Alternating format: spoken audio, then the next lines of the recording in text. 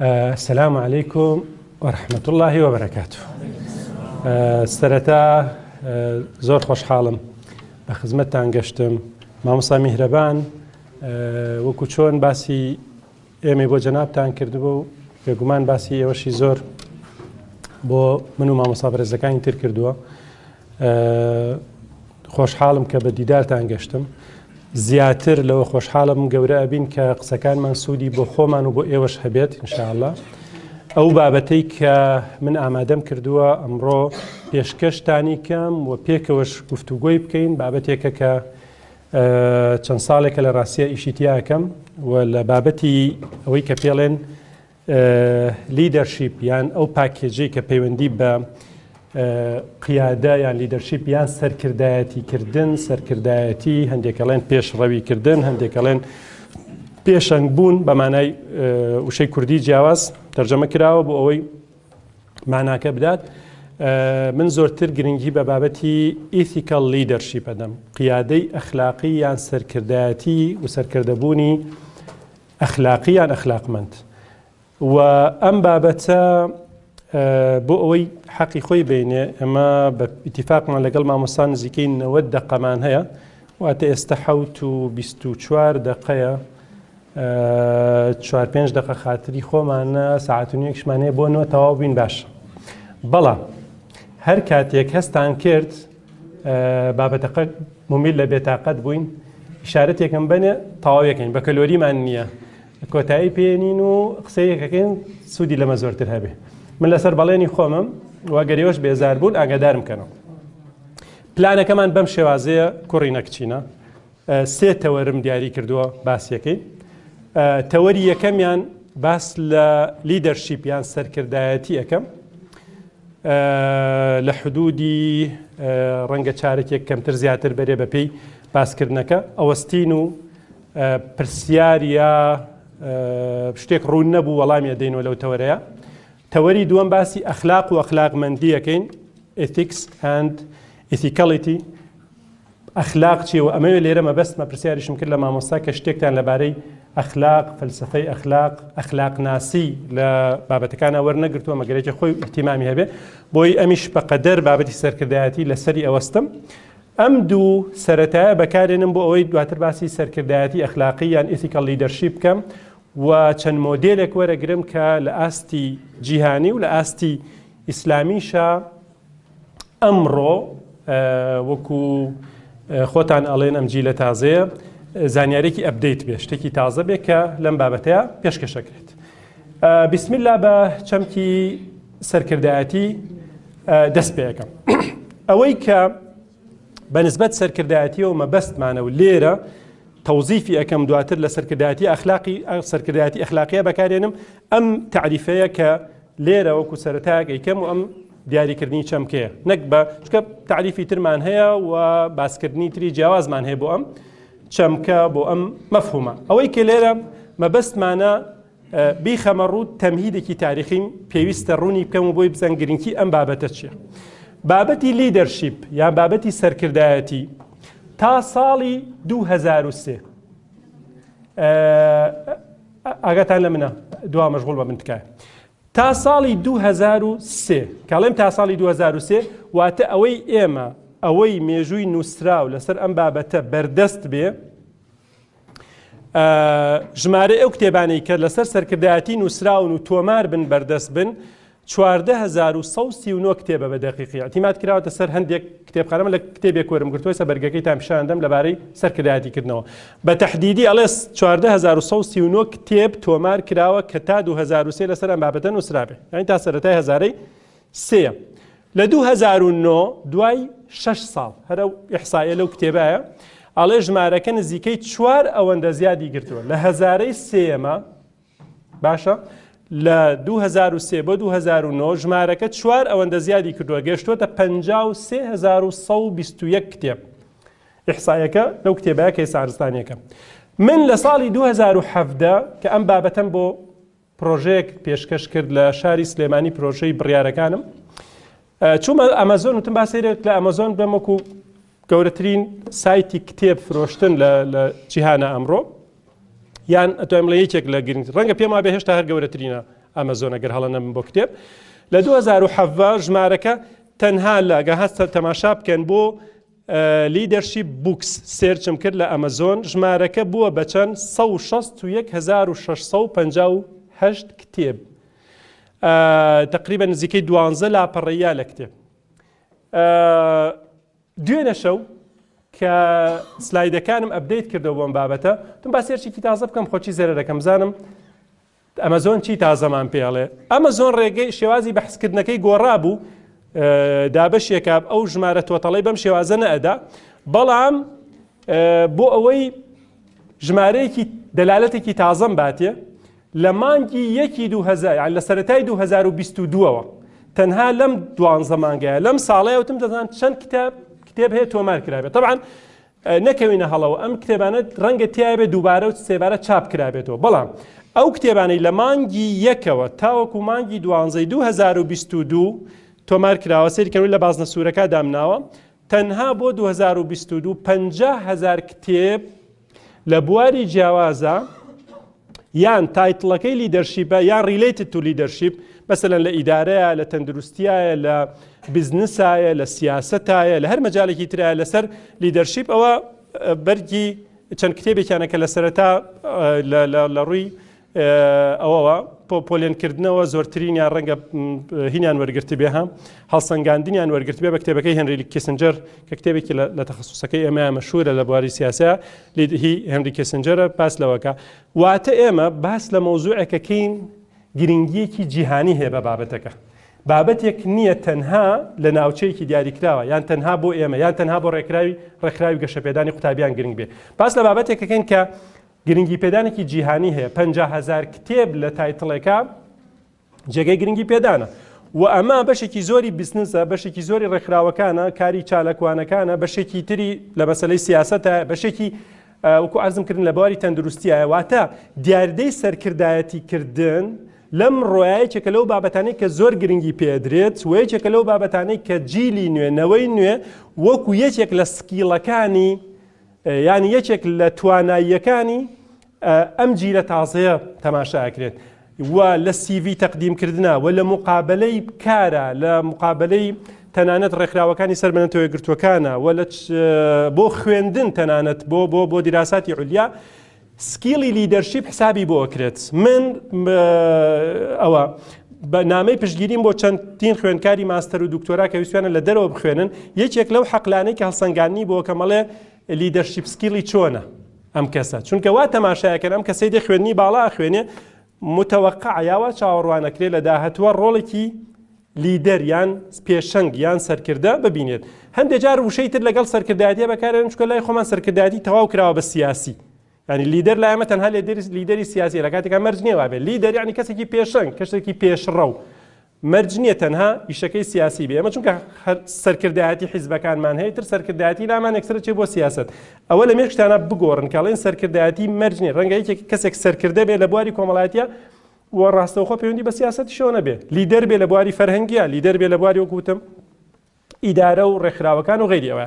ئەم مقدمەی سەرەتا بۆی بزانین ئێمە باسی بابەتێکەکەین کە لە ڕووی جیهانیەوە گرنگی پێدرێ و کتێبی لەسەر نووسرێ و ئەو ڕقەمەش ڕقەمێکە وەکو ئەرزمکردن جێگەی سەرنج و تێبینیە تێبینیەکی تر مقدمەیەکی تر گرنگە بۆم بابەتە لە چەمکی سەرکردایەتیە باسی بکەم ئەوەیە ئەم کتێبەی کە بەرگەکەی لە بەردەستانایە لە یەکێکە لە سلسلەی very short introduction کە هی ئۆکسفۆردە مقدمة قصيرة جدا القيادة نشانكي هي كيف جرينتا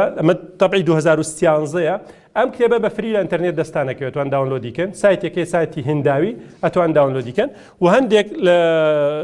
هناك الكتابخانەیەک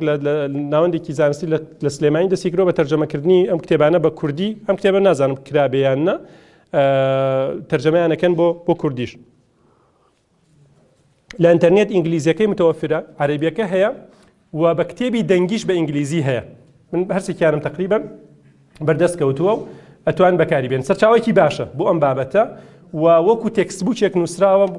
مقدمەیەکی تایە ئەم کتێبە چیمان پێڵێ ئەو ئیحسایی کە سەرەتا وتم تا 2009 لەم کتێبە وەرم گرتبوو بەڵام دواتر ئەپدەیتەکانی تر خۆم لە ئەمازۆن وەرم گرتبوو کە باسی ژمارە کتێبەکانەکە.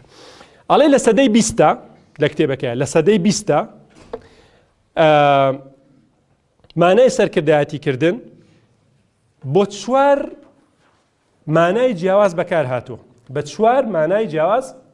بەکار هاتووە. یەکەمیان سەرەتا سەرکردایەتیکردن یان لیدەرشیپ یەکسان بوو بەوەی کێ پێگەیەک یان پۆستێکی وەزیفی هەیە. پۆستی وەزیفی مەبەستمان چییە؟ مدیرە، مدیر عامە، پۆستێکی هەیە، ئەو کەسانە لیدەرن کە پۆستیان هەیە. بە چەمکی لیدەرشیپ تەنها تەرکیز بوو لەسەر ئەوانەی کە پێگەیەکی وەزیفیان هەیە، وەکو مدیری قوتابخانەیەکە، مدیری دایرەیەکە، بەڕێوەبەری سنتەرێکە، پۆستی وەزیفی. لە قۆناغێکی ترە ئیزافەتەن یان سەرەڕای پۆستی وەزیفی مانایەکی تری وەرگرت کەسی سەرکردە. کەڵێن لیدەرشیپ باس لە کەسێکەکەی نەک پۆستێک، کەسێک کە پۆستێک پڕەکاتەوە، واتە کەسێتی، شەخسیەت، پێرسۆناڵیتی ئەم کەسەی کە ئەبێ بەسەرکردە. خەسائیسەکانی تایبەتمەندیەکانی سیفاتەکانی چین؟ ئێستا دیراساتی زۆر مانێ سیفاتەکانی قاید سەرکردە و لە ڕووی ئیجابیەوە بێت چی و چی تیا بێ و لە ڕووی سلبیەوە چی و چی تیانە بێت ئەو کەسەی کە سەرکردێ. ئەمەش قۆناغێکی تر بوو لە لێکۆڵینەوە دیراسەکردنی قیادە. کتێب هەیە گەر تەماشای بکەن تەرکیز لەسەر ئەمەکە، لەسەر ئەوەی یەکەمی شەمانە پۆلێنکردنێکی زۆر هەیە لەم دەوراتانە تەرکیزی لەسەرەکەن فەرقی لیدەر و مەنیجەر، قائید و مدیر چییە، ولا لەوەی قۆناغی یەکەمە ئەوانەی کە باس لە سیفاتەکانی قائید سەرکردە یان قائید یان لیدەرەکەن لەمەی دووەمان. هەنگاوی سێممان هەیە لە دیراسە و لێکۆڵینەوەی سەرکردەیە کە زیاتر چوونەتە پێشەوە و خوارزم کردن کەم باس لە سەدەیەکی کاملەکەین. ئەڵێ لە ئەنجامی پیادەکردن و دیراسەکردن گەشتنە ئەوەی کە شتێکی تر گرنگە لە بابەتی سەرکردایەتیکردنە، ئەویش ئەوەیە پۆستی وەزیفی و سەرکردە هێشتا ئێمە باس لەوە ئەکەین پۆستێک هەیە بە ناوی سەرکردایەتی یان کەسێک هەیە سیفاتی سەرکردەی تایە. بەڵام دیراسەتەکانی قۆناغی سێم پێمانەڵێن ئەم پۆستە یان ئەم کەسێتیە چی پێشکەش بە ئێمەکە؟ بەرهەمی سەرکردە چێت، دەرەنجامی سەرکردایەتیکردن چ نەتیجەیەکی لە ئەکەوێتەوە ئێمە وەکو مرۆڤایەتی لێی سوودمەند بین، وەکو ڕێکخراوێک لێی سوودمەند بین، وەکو دەوڵەتێک لێی سوودمەند بین. کەسانی سەرکردە چ بەرهەمێکیان هەیە؟ بەرهەمەکانی سەرکردایەتیکردن کە ئەمە تەرکیز لەسەر ئەو ینی شەپۆلێکی ئەنجامگرایی گرنگمان هەیە لە سەدەی 20 لە ئابووریە، لە سیاسەتە و بەسراوەتەوە بە بەشێکی بە سەرمایەداریەوە و بەشێکە هەر لە سەرەتا وتم لە سیڤیا گرنگی پێدرێ، سکیل لیدەرشیپ بۆ خوێندن گرنگی پێدرێ بۆ ئەم بابەتەیە. سبەینێ چ بەرهەمێکمان پێشکەشەکە؟ پرۆدەکت، بەرهەم، هەموو شتێ بە بەرهەمەکەی. فکرەکە بەشێکی ئەنجامگەراییە، هیچ شتێک ئینسان نابێ بەبێ مەبەستێک بیکە و بەشێکی پەیوەندی بەوە هەیە سبەی ئەم کەسە لە بازاری کارە ئیشەکە. هەیسە وای لێ هاتووە هەر شتێکی خوێنێڵن بازاری کاری چیە، مەسەلەی هەموو شتێ بە بازار کراوە. چوارەم و کۆتایی ئەو دیراساتانەی بە تایبەت ئەم خۆی باسیەکەڵێت تەوەجوهێکی جیهانی هەیە، کتێبەکەی خۆی وەکو مارزم کردن ئەمە 2013 ئاڵێت لە سەرەتاکانی مەسەن 2000 داتەکانی کۆ کردوتەڵێ لە هەزارەی سێمە تەوەجوهێک هەیە بۆ گرنگی پێدان بە پرۆسەی سەرکردایەتیکردن، واتە چۆنیەتی سەرکردایەتیکردن، کەیفیەتی قیادە، how to lead یان لیدەرین، چۆنیەتی سەرکردایەتیکردن. ئەڵێ لەگەڵ ئەم چۆنیەتیەیە شەپۆلێکی جیهانیمان هەیە بابەتی لیدەرشیپ لە بابەتێکی نۆڵیج و معریفەوە ئەبێتە بابەتێکی ڕاهێنان ترینی. ئەگەر تێبینی بکەن لەم ساڵانەی ئەخیرە هەرچی بابەتی ڕاهێنان هەیە بابەتی لیدەرشیپی تایە. من لە چەند ڕێکخراوی ئینتەرناشناڵ و بەتایبەت NGO-کان کە لە مەجالانە ئیشەکەن گرنگی بەم بابەتە ئەدەن، لە مەسەن ئیمپاوەر گرنگیدان بە تواناسازی گەنجان، بە ژنان، بە ڕۆژنامەنووسان، میدیاکاران. بەشێکی لەمانە چۆنیەتی سەرکردایەتیکردنە، ترینینیان پێەکەی لەسەر قیادە. ئەم چوارە پێکەوە بەڕای من پێمان ئەڵێت سەرکردایەتیکردن لە ڕاستیە هەر چواریانە پێکەوە. بەڵام ئەوەی کە هێشتا سەرکردایەتیکردن تەنها بەوە تێگەیشت بێ پۆستێکی وەزیفیە، تێگەیشتنەکەی زۆر کۆنە، ئەپدەیت نییە. دوو ئەوەی کە هاتوۆتە سەر سیفاتەکانی قائد زۆر گرنگە هەنگاوی هاتوۆتە پێشەوە بەڵام پێویستە قائد چیمان پێشکەشەکە بۆ ئەوەی ئەم کەسێتیە و ئەم بەرهەمەمان هەبێ ئەبێ نەریتێکمان هەبێ بۆ فێرکردن و ڕاهێنان لەسەر سەرکردایەتیکردن بەڕای من بەشێک لەمەی کە پێڵێن مەشقی سەرکردایەتی و ڕێکخراوی گەشە پێدان بە سوپاسەوە ئەم ئەرکە و مەسئولیەتیان بەرامبەر جەنابتان کردوتە ئەستۆ بەشێکە لەو ڕاهێنانە واتە تۆ لەکوێ دەست پێەکەی لەوەی کە دیراسات و خوێندن و بیرکردنەوەکان پێیگەشتون تۆ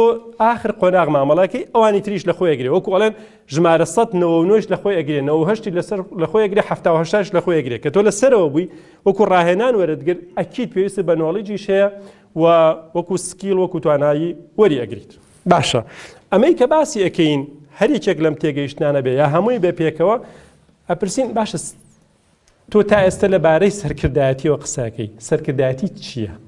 چۆن پێناسە ئەکرێت من لە نێوان دەیاها تعریفە لەم بابەتە بەبێ مبالەغەیڵێم یەک تعریفم بۆ هەڵبژاردوون کە بەلامەوە جێگەی گرنگی پێدانە لێرە چکە ئەو کەسەی کە پێناسەکەی کردووە هەم پسپۆڕە هەم کەسێکی ئیسلامیە هەم کەسێکیشە لە ڕووی نەریت و کەلتورەوە لە ناوچەکەی ئێمەیە ئەژی لە یازال وە بەشی تەمەنی خۆشی تەرخان کردووە بۆ ئەو بابەتە یەکسەر بیرت بۆ کەسێکە چێ ها دکتۆر تارق سوێدان دکتۆر تارق سوێدان پیاوێکە مەشکورن یعنی جێگەی سوپاسە کە تەمەنی خۆی تەرخان کردووە بۆ ئەو بابەتە وەشتی جوانشی تەقدیم کردووە بابەتەکانیشی لە ڕاستیە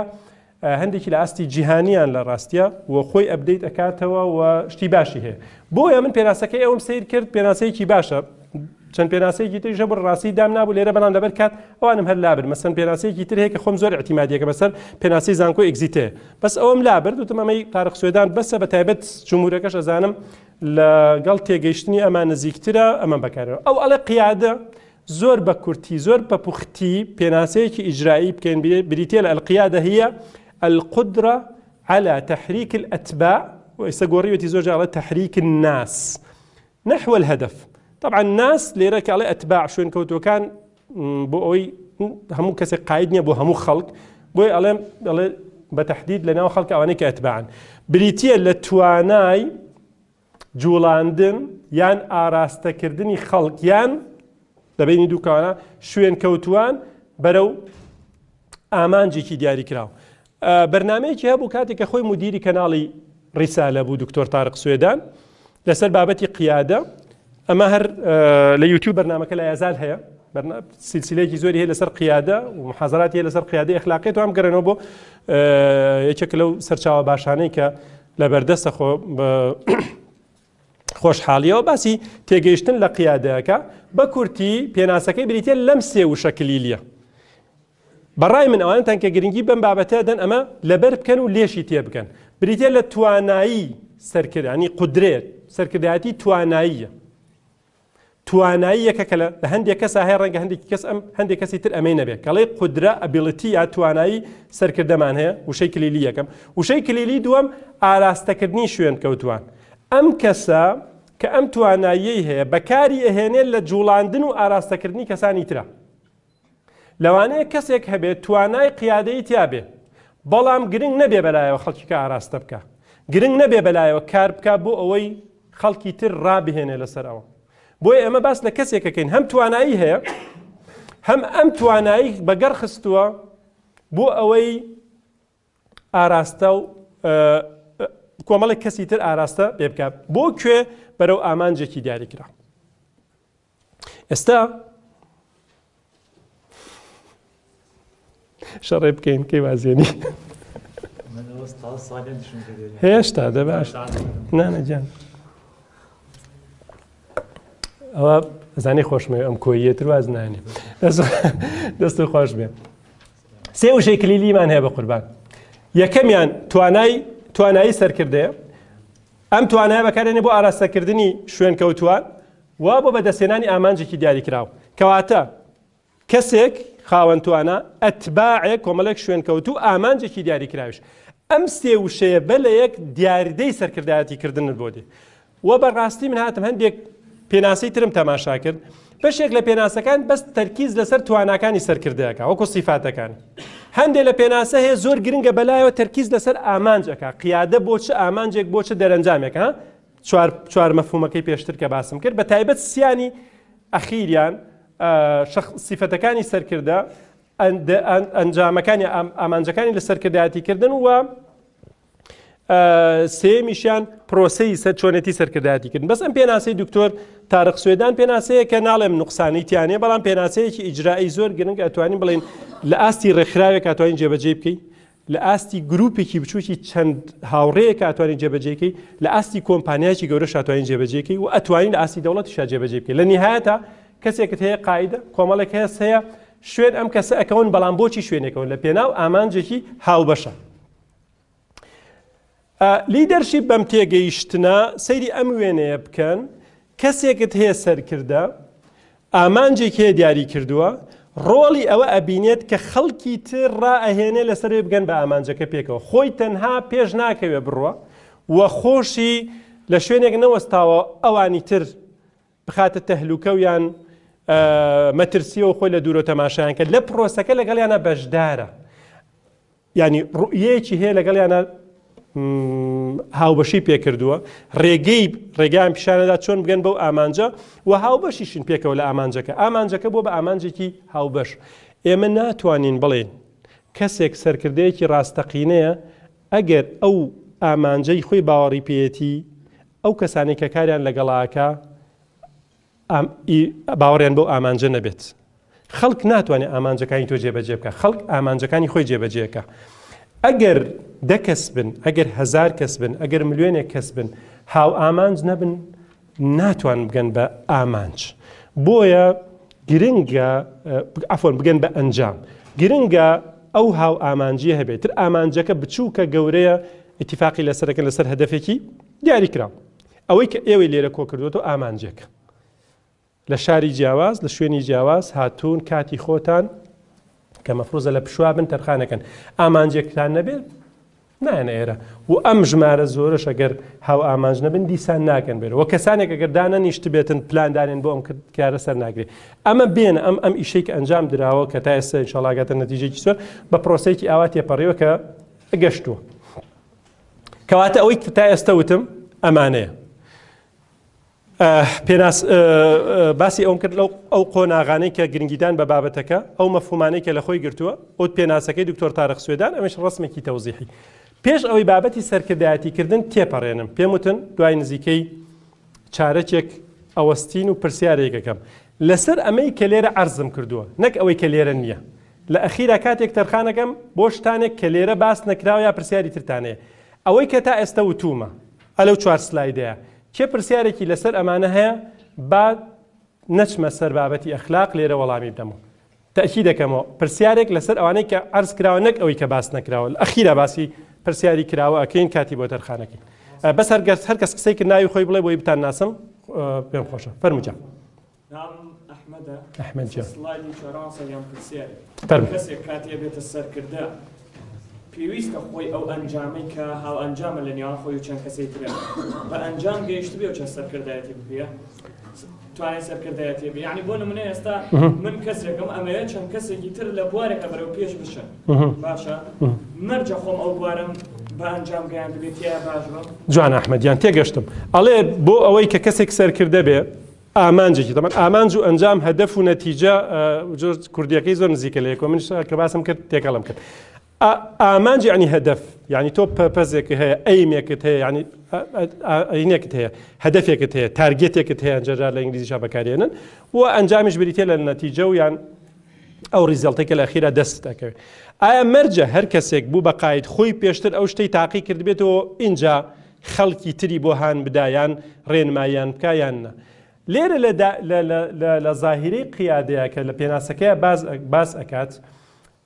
شتەکە عامە ئەکرێ خۆی تەجروبەی کرد بێ وەکە ئەمان دێت ئەکید مستاقێتی زۆرترە خەڵکی تری بۆ هانەدا ئەکرێ نە ئەسڵەن ئامانجێک بێت قائید یەکێک بێ لەو کەسانەی کە لەگەڵ ئەوانی ترە لەسەر ئامانجەکە ڕێگەکەون پێڵێن ئامانجێک کە شێر کراوە لە بینی خۆیانە قسەیان لەسەر کردوێن پێناسەکەی ئەگزیتەر کەوتم لێرە باسی ناکەمەوەی ئەڵێ قیادە بریتە لە ڕوئیەیەک ڤیژنێک کە شێر کراوە لە بینی کۆمەڵە کەسە پێکەوە باوەڕیان بەو ئامانجە هەیە ئەکربێ شتێک بێ هێشتا تحقیق نەبووە بەڵام ئەگەر وادا بنین کاک ئەحمەد قائیدی ئێمەیە ئەم جەماعەتی لێرەین ئامانجێک هەیە ئەو لەگەڵ ئێمەشە هەموو باوەڕمان پێدی پێکەوە کاری بۆکەین پێکەوە باوەڕمان پێدی کاری بۆکەین مەرج نییە پێشتر تەحقیق کرابێ خۆ ئەگەر شتی بچووک هەیە ئەزمون کرابێ شتێکی ئەزمون کردبێ و خەڵکی تری بۆ بانک بکە ئەوە ئەولاترە پێڵێن مستاقەتی زۆرتە خۆی پێشتر کردی بێتی بەڵام کە باس لە ئامانجێکن کە پێشتر تەحقیق نەکراوی یەکەم جارش بێ بەسە بێ باوەڕیان پێی هەبێکە کەڵێن باوەڕیان پێ هەبێ ینی ئیمکانێتی ئەوە هەبێ کە بتوانن بەدەستی بێنن کێ پرسیارێکی تریە لەسەرم سلایدانە لەگەڕەکی کچەکانم دانێک لەم لاوەرەگرن جا دانێک لەم فەرموو ناوی خۆت دەڵێ کچەکەم بەهرە خاتون فەرموو باسمان کرد کە ئەم چەمکە چوارمانەی سەرەکی هەیە ئێستا لە واقعی ئەمڕۆدا چەندی سەرکردایەتی کام لەم چوارە زیاتر لە خۆ دەگریت پرسیارێکی جوانە بەبێ وەستان ئەڵێم لە ئێستا لە ئیشکردنە بە تایبەت تەماشای و کتێبانم کرد لایانی ڕاهێنان زۆر زاڵە بەڵام معریفەیەکە زایدن ینی knowledge plus training معریفە و زانینە لەگەڵ ترینینە قیادە بەبێ ترینین قیمەتی نییە ئەمڕۆ لە جێبەجێکردنا بەبێ ڕاهێنان تەنها شتێکی نەزەری ئەوەی کە زاڵە لە بابەتی قیادەیە لایانی ڕاهێنانی لەگەڵایە کاکە فەرهاد فەرموو ملکۆ عەفۆن ملکۆ فەرهاد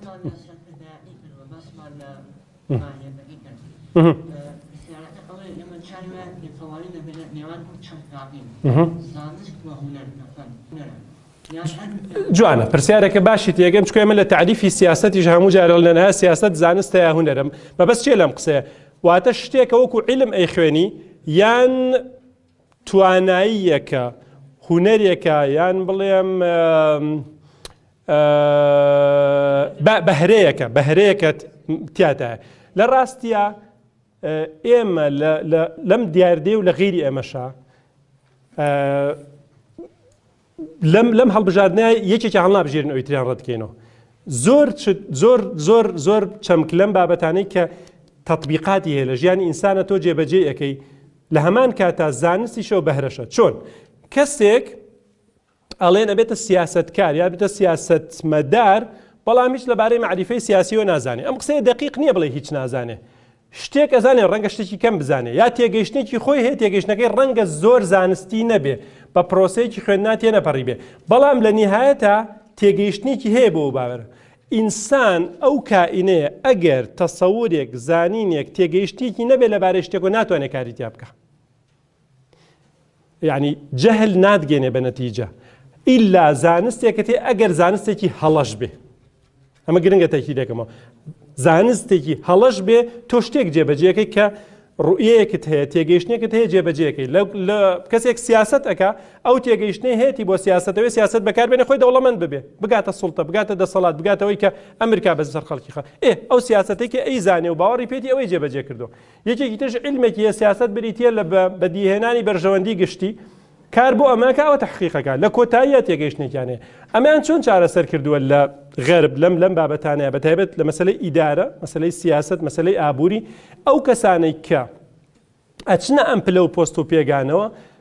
یەکێک لە مەرجەکانیان ئەوەیە یان خوێندنیان هەبێ لەو بابەتەیە ینی وەکو خوێندنی ئەکادمی یان ئەزمموی کارکردنیان هەبێ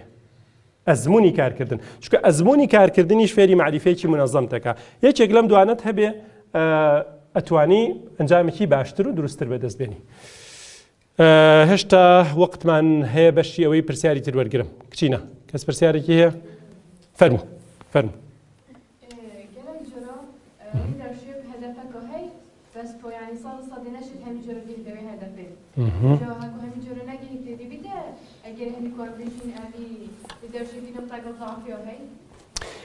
دەست خۆش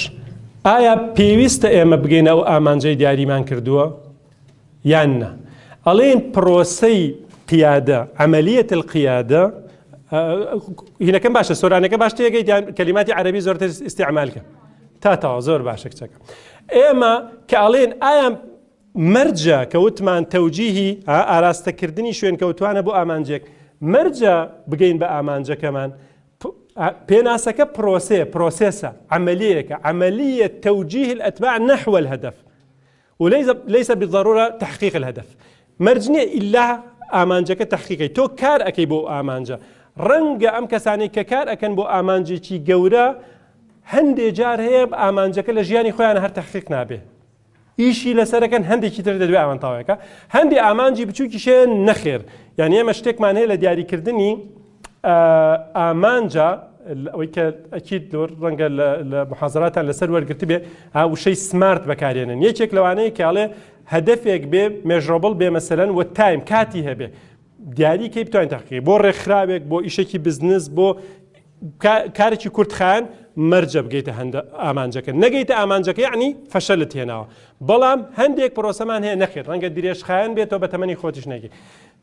لە مەسەلەی قیادەیە ئەم بەڕای خۆم ئەمە ڕێی خۆمە یڵێم گرنگەوەی تۆ لەسەر ڕێگە ڕاستەکە بی پرۆسەکە بەڕێکی بچێت و ئەوە ئەنجام دێ ڕەنگە ڕێگرێک بێتە پێشتەوە ئەسڵەن ئیشەکەت دێت تێکدا بەڵام تۆ ئیشێکی ڕاست و دروستت کردووە ڕێگریەک عائقێک شتێک هاتۆتە پێشەوە نەهێشتۆ بگەیتە ئامانجەکەی خۆت بەڵام گرنگی تۆ ڕێگەکەت بەباشی ینی پرۆسێسە عەمەلیەکە دەستخۆش فەرموویە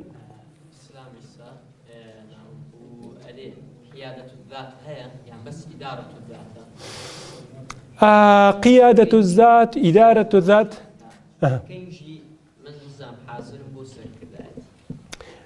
دوو پرسیاری هەردووچیان گرنگن کاکی ئیسلام بەڵام ناچێتە ناو ئەم سلایدانەوە بەڵام بە خێرایی شتێک بڵێم مەسەلەی ئیدارەة الذات قیادەة الذات ئەوەی کە زۆر جار لە مەجالی ئیداری ئەکید ڕەنگە محازەراتان وەرگرتوویە چۆن ئەڵێ ئیدارەة الوەقت ئیدارەة الذات هەیە مەسەلەن تۆ خۆت ئەو شتانەی کە پەیوەندی بە خۆت چۆن ئەتوانی مەنیجمنت ئیدارەی بکەیت دقیقترە لەوەی چونکە قیادە زاهرێکت لە خۆت تێپەڕە قیادەی خەڵکی ترەکەی بەڵام ئیدارە مەنیجمنت دەکرێت شخصی و کاروباری تایبەتی خۆت بێوەکو ئیدارەی وەقتی خۆت ئیدارەی پارەی خۆت ئیدارەی ماڵی خۆت ئیدار ئەوە بەو تعبیرە بەکارێت کەی ئەتوانی بڵێ بووم بە قائید ئەو کاتێک کە کۆمەڵێک کەس باوەڕیان هێنا بەوەی تو ئامانجێکی هاوبەشتان هەیە ئەگەر تۆ بڵێ من قایدم لە ماڵی خۆت دانیشی دەزن دۆرک هیچ ئیش ناکاوە بەڵام تۆ ڕەنگە ئێستا چەند جار هەبوو بێ لەگەڵ هاوڕێکان تا ڕۆڵی قیادەت بینی بێ یەک تێبینی بڵێم لەم پرسیارەی کاکە ئێستامەوە لە مەسلەی قیادە وەکو پرۆسێس وەکو عەمەلیەیە ئێمە ئەم مەجموعەیە سە پێکەوەین ئەگەر ئامانجەکەمان ئەوە بێ مەسەلەن یەکێک لەو شتانەی کە محازەرەیەک تەقدیم کەین لێرە ڕەنگە لە بابەتی پێشکەشکردنی محازەرەکە یەکێک ڕۆڵی لیدەر ببینێ بەڵام لە ئامادەکردنی سفرەی خواردنە کە ئەم ئیشە سەرکەوتوو نابێ بەبێ ئەوەی کە ئێمە سفرە و خواردنێکی منەظەمان هەبێ بە کاتێکی دیاریکرا و هەموونان بخۆین و خواردنێکی تەندروست بخۆین و کاتێکی دیاریکرا و هەستینەوە ئەمە کەسانێکی ترمان هەیە خیبرە و توانە و زانستیان هەیە ئەوان قیادەی ئەوەکەن و ئیمامەتی نوێژەکە یەکێکی تر ئیمامەتەکە پرۆسەیەکی گۆڕاوە ئەوە نییە بڵێن فلان کەس باشە هەمیشە هەر قائیدە ئەوە تێگەیشتێکی هەڵەیە لای ئێمە پێم نانوایە ئەگەر کابرا دکتۆرێکی سەرکەوتوو بوو ئیماندارێکی سەرکەوتوویشە ڕاضیەکی هونەرمەندێکی سەرکەوتوو بوو لە هەموو شتێکا چاوی لێ بکەین ڕاضیەکی سەرکەوتوو بوو دێن لە حیاتی زەوجیشە چاوی لێ بکەین ئەوە قیاسی ئەوە چۆن لەسەر ئەوە کرێ یەکێک لە مشکلەکانی خەڵکی ئەم زەمانە ئەوەیە معجیبە بێ بە پێڵێن ڕۆ مۆدێڵ ینی ئوسوەیە قودوەیەکی خۆی بۆ نە کەسێکە لە هونەرمەندێکی هۆڵیۆدە یا بۆلیۆدە پس یاریزانێکە ممەسلێکە ممەسیلەیەکە چوزانم ینی هەرێک فیگەرێکی لەمانەیە میدیاکارێکە لەسەر تەلەڤیزیۆن و شاشە بەڵام لە ژیانی حیاتی تایبەتی خۆیان کەسێکی شکست خواردووە هەر کەسێک لە مەجالەکەی خۆیان ئەبێ بە قائید و ئەبێ بە قودوە ئاگامان لەوە بێ تەنانەت ئەم قسەی بۆ خۆمان ئەەکەم هەر کەسێک لێرە پێش هەمویان من کە لێرە قسەکەم باسی مۆزوعێکەکەم تا لەو بابەتەی کە لێ ئەزانێ لەو بابەتەی کە پێویستە تۆ لێ فێر ببی لێ فێر بە مەرج نییە لە هەموو شتێک بزان و لە هەموو شتێک پرسیاری نەکەی سە بۆ منە بێ پرسیاری فقهی لە من بکەیت من شەرۆکو ئێوە چم پرسیارەکەم ئەگەرەوە بێ یا پرسیارم لێ بکەی لە بابەتێکی ئابووری منیش وەکو تۆ چم پرسیارەکەم فێر نەبین کەسێک وای لێ بکەین بڵێن ئیتر ئەمە سەید و زەمانیهی و علامەت و عەسریهی و هەموو شتێک ئەزانێ ئەوە زۆر جار تووشی هەڵەمانەکە بۆیە دابەشکردنی بەسەر بواری جیاواز و تەخەسوسی ئەوانەیە باشتر خزمەتمان ئەکات هێشتا دووسێ و دەقەم ماوە بۆ ئەم تەوەرەیە دوو پرسیارێک لەم لاوە پرسیارێک لەو لاوەرەگرم دۆستان باشن ساکیرەم خراپ نییە باڵ شەرتە هەر کەسێکە بۆ سەرکردە بەتاوی هەر چوارماناکەی تیا بێ یان ئەگەر دانیەکیانی بەبێ وەستان پێ دەڵێم نەخێر ئەو چوارمانایی کە باسم کرد قۆناغەکانی پەرەسەندنی گرنگیدانە بە قیادە یعنی ئەڵێن ئێمە ئەو کتێبانەی ها باسم کرد ئەو هاتۆ پۆڵێنی کردو ئەفەندانیشە دیراسەی کردو بۆ کتێبەکان ئەڵێ سەرەتای گرنگی پێدان قیادەوەکو پۆستێک بووە قۆناغی تاریخیە لە ڕووی گرنگی پێدانەوە تا گەشتوتە ئەمەی پرۆسس بەڵام کە پرسیاردان لێکردم کامیان ئێستا هەیە وتم بەسەلەی چۆنیەتی سەرکردایەتی کردن ڕاهێنان جاران شتێک هەبوو زۆر بەکارهێنانە لەو پاکێجانەی بواری سەرکردایەتیشا زۆر هەیە ئەڵێن سوپایەک لە کەروێشک شێرێک سەرکردیان بێ باشە یان سوپایەک شێر کەروێشکێک سەرکردیان بێ بابیکەین بە پوڵینێک بزانم ڕاتان چیە سوپایەکمان هەبێ هەمووان کەروێشکن بەس قایدەکان شێر بێ باشە یان سوپایەکمانوێ هەمویان شێر بن قایدەکان سەرکردەکان کەروێشک بێ چەند کەس ئەڵێ قایدەکە شێر بێ و سوپاکە ئەوە سوابەتم کردم چەند کەس دەست بەسەکاتەوە ڕای من نیە چەند کەس ئەڵێ قایدەکە شێر بێت و سوپاکە کەروێشک بێ باشە چەند کەسی تر ئەڵێ بەعەکسەوە سوپاکەمان شێر بن و قایدەکەمان کەروێشک بن ئەو کێ بووی حاڵتی سێم بە بابت بینم حاڵتی سێم وەکو چی بڵێ پێشنیارەکەت بڵێ بۆ نازانی دەی باشە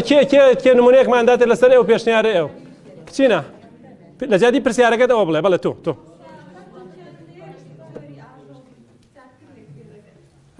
مەرجی ئاژەڵ بن ئەگەر مرۆڤیش بن قەینا باشە بۆ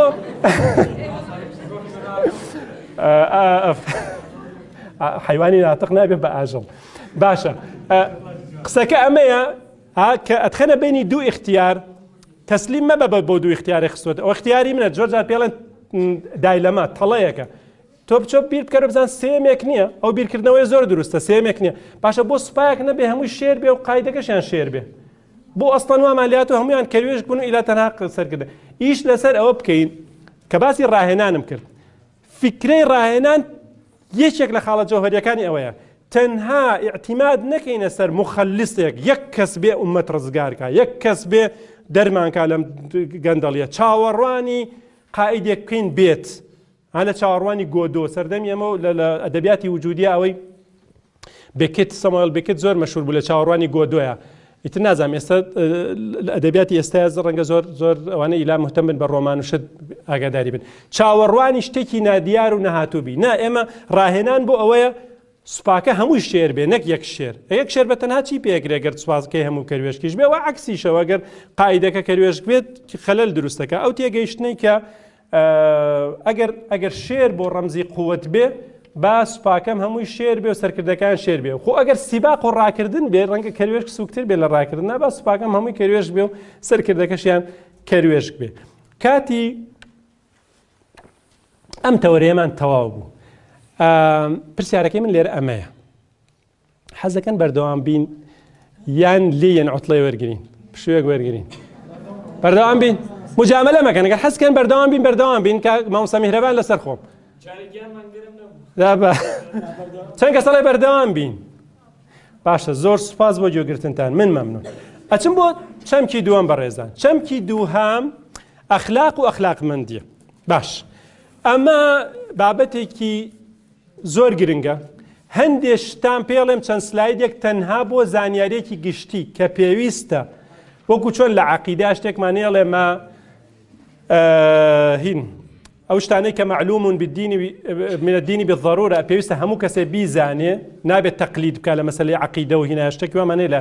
بواری عەقیدە و علمی کەلامەکە لە بابەتی عەقیدا نابێت تەقلید بکە بێ خۆت بزانی و بە دوای بەڵگەکانی بگری بگەڕێەوە گۆڵێن فاعلم أنه لا إله إلا الله ئەو شتانەی کە هەیە قیاسا لەسەر ئەوە لە بابەتی ئەخلاقا هەندێ بابەت هەیە پێویستە ئێمە بیزانین وەزانیاریمان لەبارەیەوە هەبێت چ بۆ بابەتی قیادە بەکاری بێن یا بۆ غەیری قیادە چەند سلایدێکی گشتیتان پێدەم و ناشمێ دواتر ئەگەر پرسیارتان هەبوو لەسەری قەینا وەڵامێدەوە بەڵام بۆ ئەوەیە کە لە ئەخلاق و ئەخلاقمەندی یان ئەخلاق و کەسی ئەخلاقمەند تێبگەین پێویستەکە بە ئەم دوو سێ مقەدیمەی بڵێم بابەتی ئەخلاق فەلسەفەی ئەخلاق ناسی بە تعبیری کوردی لەکوێوە سەرچاوە ئەگرێ و ڕێگەکەی لەکوێ هەیە. طبعاً بابەتەکە ڕەبتی بە فەلسەفەوە هەیە، بەڵام من چۆن بە دوو سێ و سلایت خەریتەیەکتان بۆ بکێشم بابەتی ئەخلاق لەکوێی فەلسەفەیە و بۆچی گرنگە. کەس هەیە لێرە لە قسمی فەلسەفە بخوێنێت؟ نیمان. باش.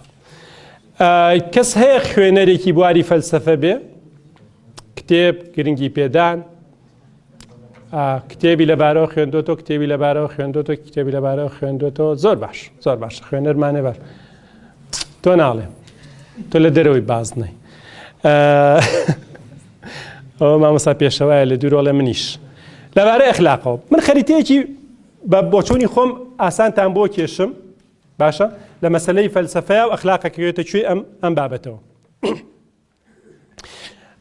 طبعا لێرە اعتیمادم کردوتە سەر شتێکی سەرەتایی و شتێکی کۆمۆن، ینی گشتی لەم بابەتەیە، نەک پسپۆڕی زۆر ورد، بەڵام ئەوەی کە زۆر باوە و نەخشەیەکە کە هاوکاریمانەکە. باسە سەرەکیەکانی فەلسەفە پێڵێن مەباحثی فەلسەفە. فەلسەفە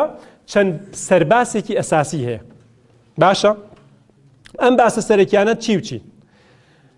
یەکێکیان بریتیە لە بابەتی پێڵێن بە عەرەبی پێڵێن مەبحەث الوجود، بە ئینگلیزی پێڵێن ئۆنتۆلۆژی، بە کوردیەکەی زۆر جار وشەی بوونناسی بەکارێن. وجود، باشە؟ ئەڵێن فەلسەفە ئەوەیە بەحسی وجودەکە بما هو موجود.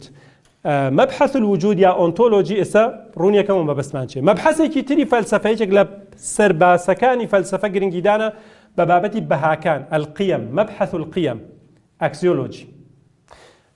بابەتی سێم، ئەمە طبعاً لە فەلسەفەی یۆنانی، لە فەلسەفەی تەقلیدی یۆنانی و ئەم بابەتانە تا ئێستا هەر بەردەوامە. ئەبدەیت کراوە، شتی تازە هاتووە، بەڵام لایەزالی چێکە لەو تەقسیمانەی کە لە سەردەمی ئەفلاتۆنەوە تا ئێستا طبعاً مامۆستاکانشیان پێشتر سقراط باعتیبار سقراط خۆی کتێبی نییە، ئەفلاتۆن و دواتر ئەرستۆ ئەوانتر کەیشان کردووە بە تێگەشتنێک مەسافەیەک هەیە لە تێگەشتنی جیاواز لە بینیانە، بەڵام ئەم بەحەسە سەرەکیانە لە فەلسەفەی یۆنانی کۆنەوە هاتۆتە ناو فەلسەفەی ئیسلامی و فەلسەفەی ئاینی مەسیحیشەوە. مەبحەسی دووەمیان مەبحەسی قیەم یا ئەکسیۆلۆجی، بەهاکان. مەبحەسی سێم مەبحەسی معریفەتناسی یا مەبحەث المعریفە یا پێڵێن ئەپیستمۆلۆجی.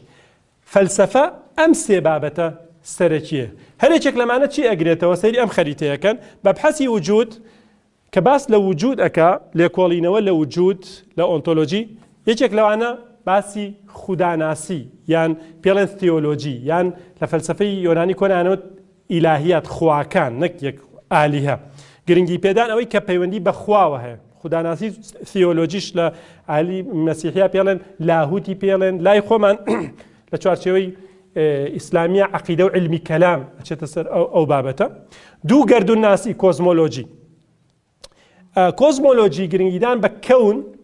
طبعاً وجود سێ مستەوای هەیە. یەکەم مستەوای خوا یا خوداکان، ئەوانەی کە باوەڕێن بە فرە خوایە. دوو ئاستی کەون، گەردون، هەموو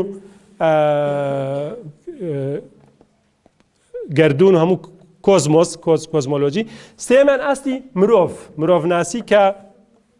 عەفوەن بۆری ئەنترۆپۆلۆجی ئەگرێتەوە.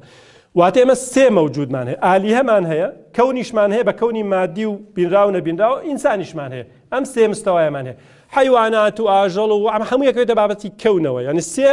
وجود هەموو لەم سێ پێکاتەوە، یا خوایە، یا مرۆڤە، یان کەونە بە هەموو ئاژەڵەکانی تر و زیندوو نازیندوەکانی ترۆ. مەبحەثی وجود هەموو ئەمانە ئەگرێتەوە. بۆیە لەم بابەتانەیە جیاوازی هەیە لە تەتەوری بابەتی فەلسەفە، گۆڕانکاری و ئەبدەیت کراوە. قیەم چی ئەگرێتەوە؟ گرنگترین بەهاکان، ئەو قیەمانەی کە فەلسەفە گرنگی پێدا. یەکەمیان شتێکە بە ناوی تروث یان الحەق، ڕاستی. دوو الجەمال یان بیوتی یان جوانی. سێ بریتیە لە چاکە،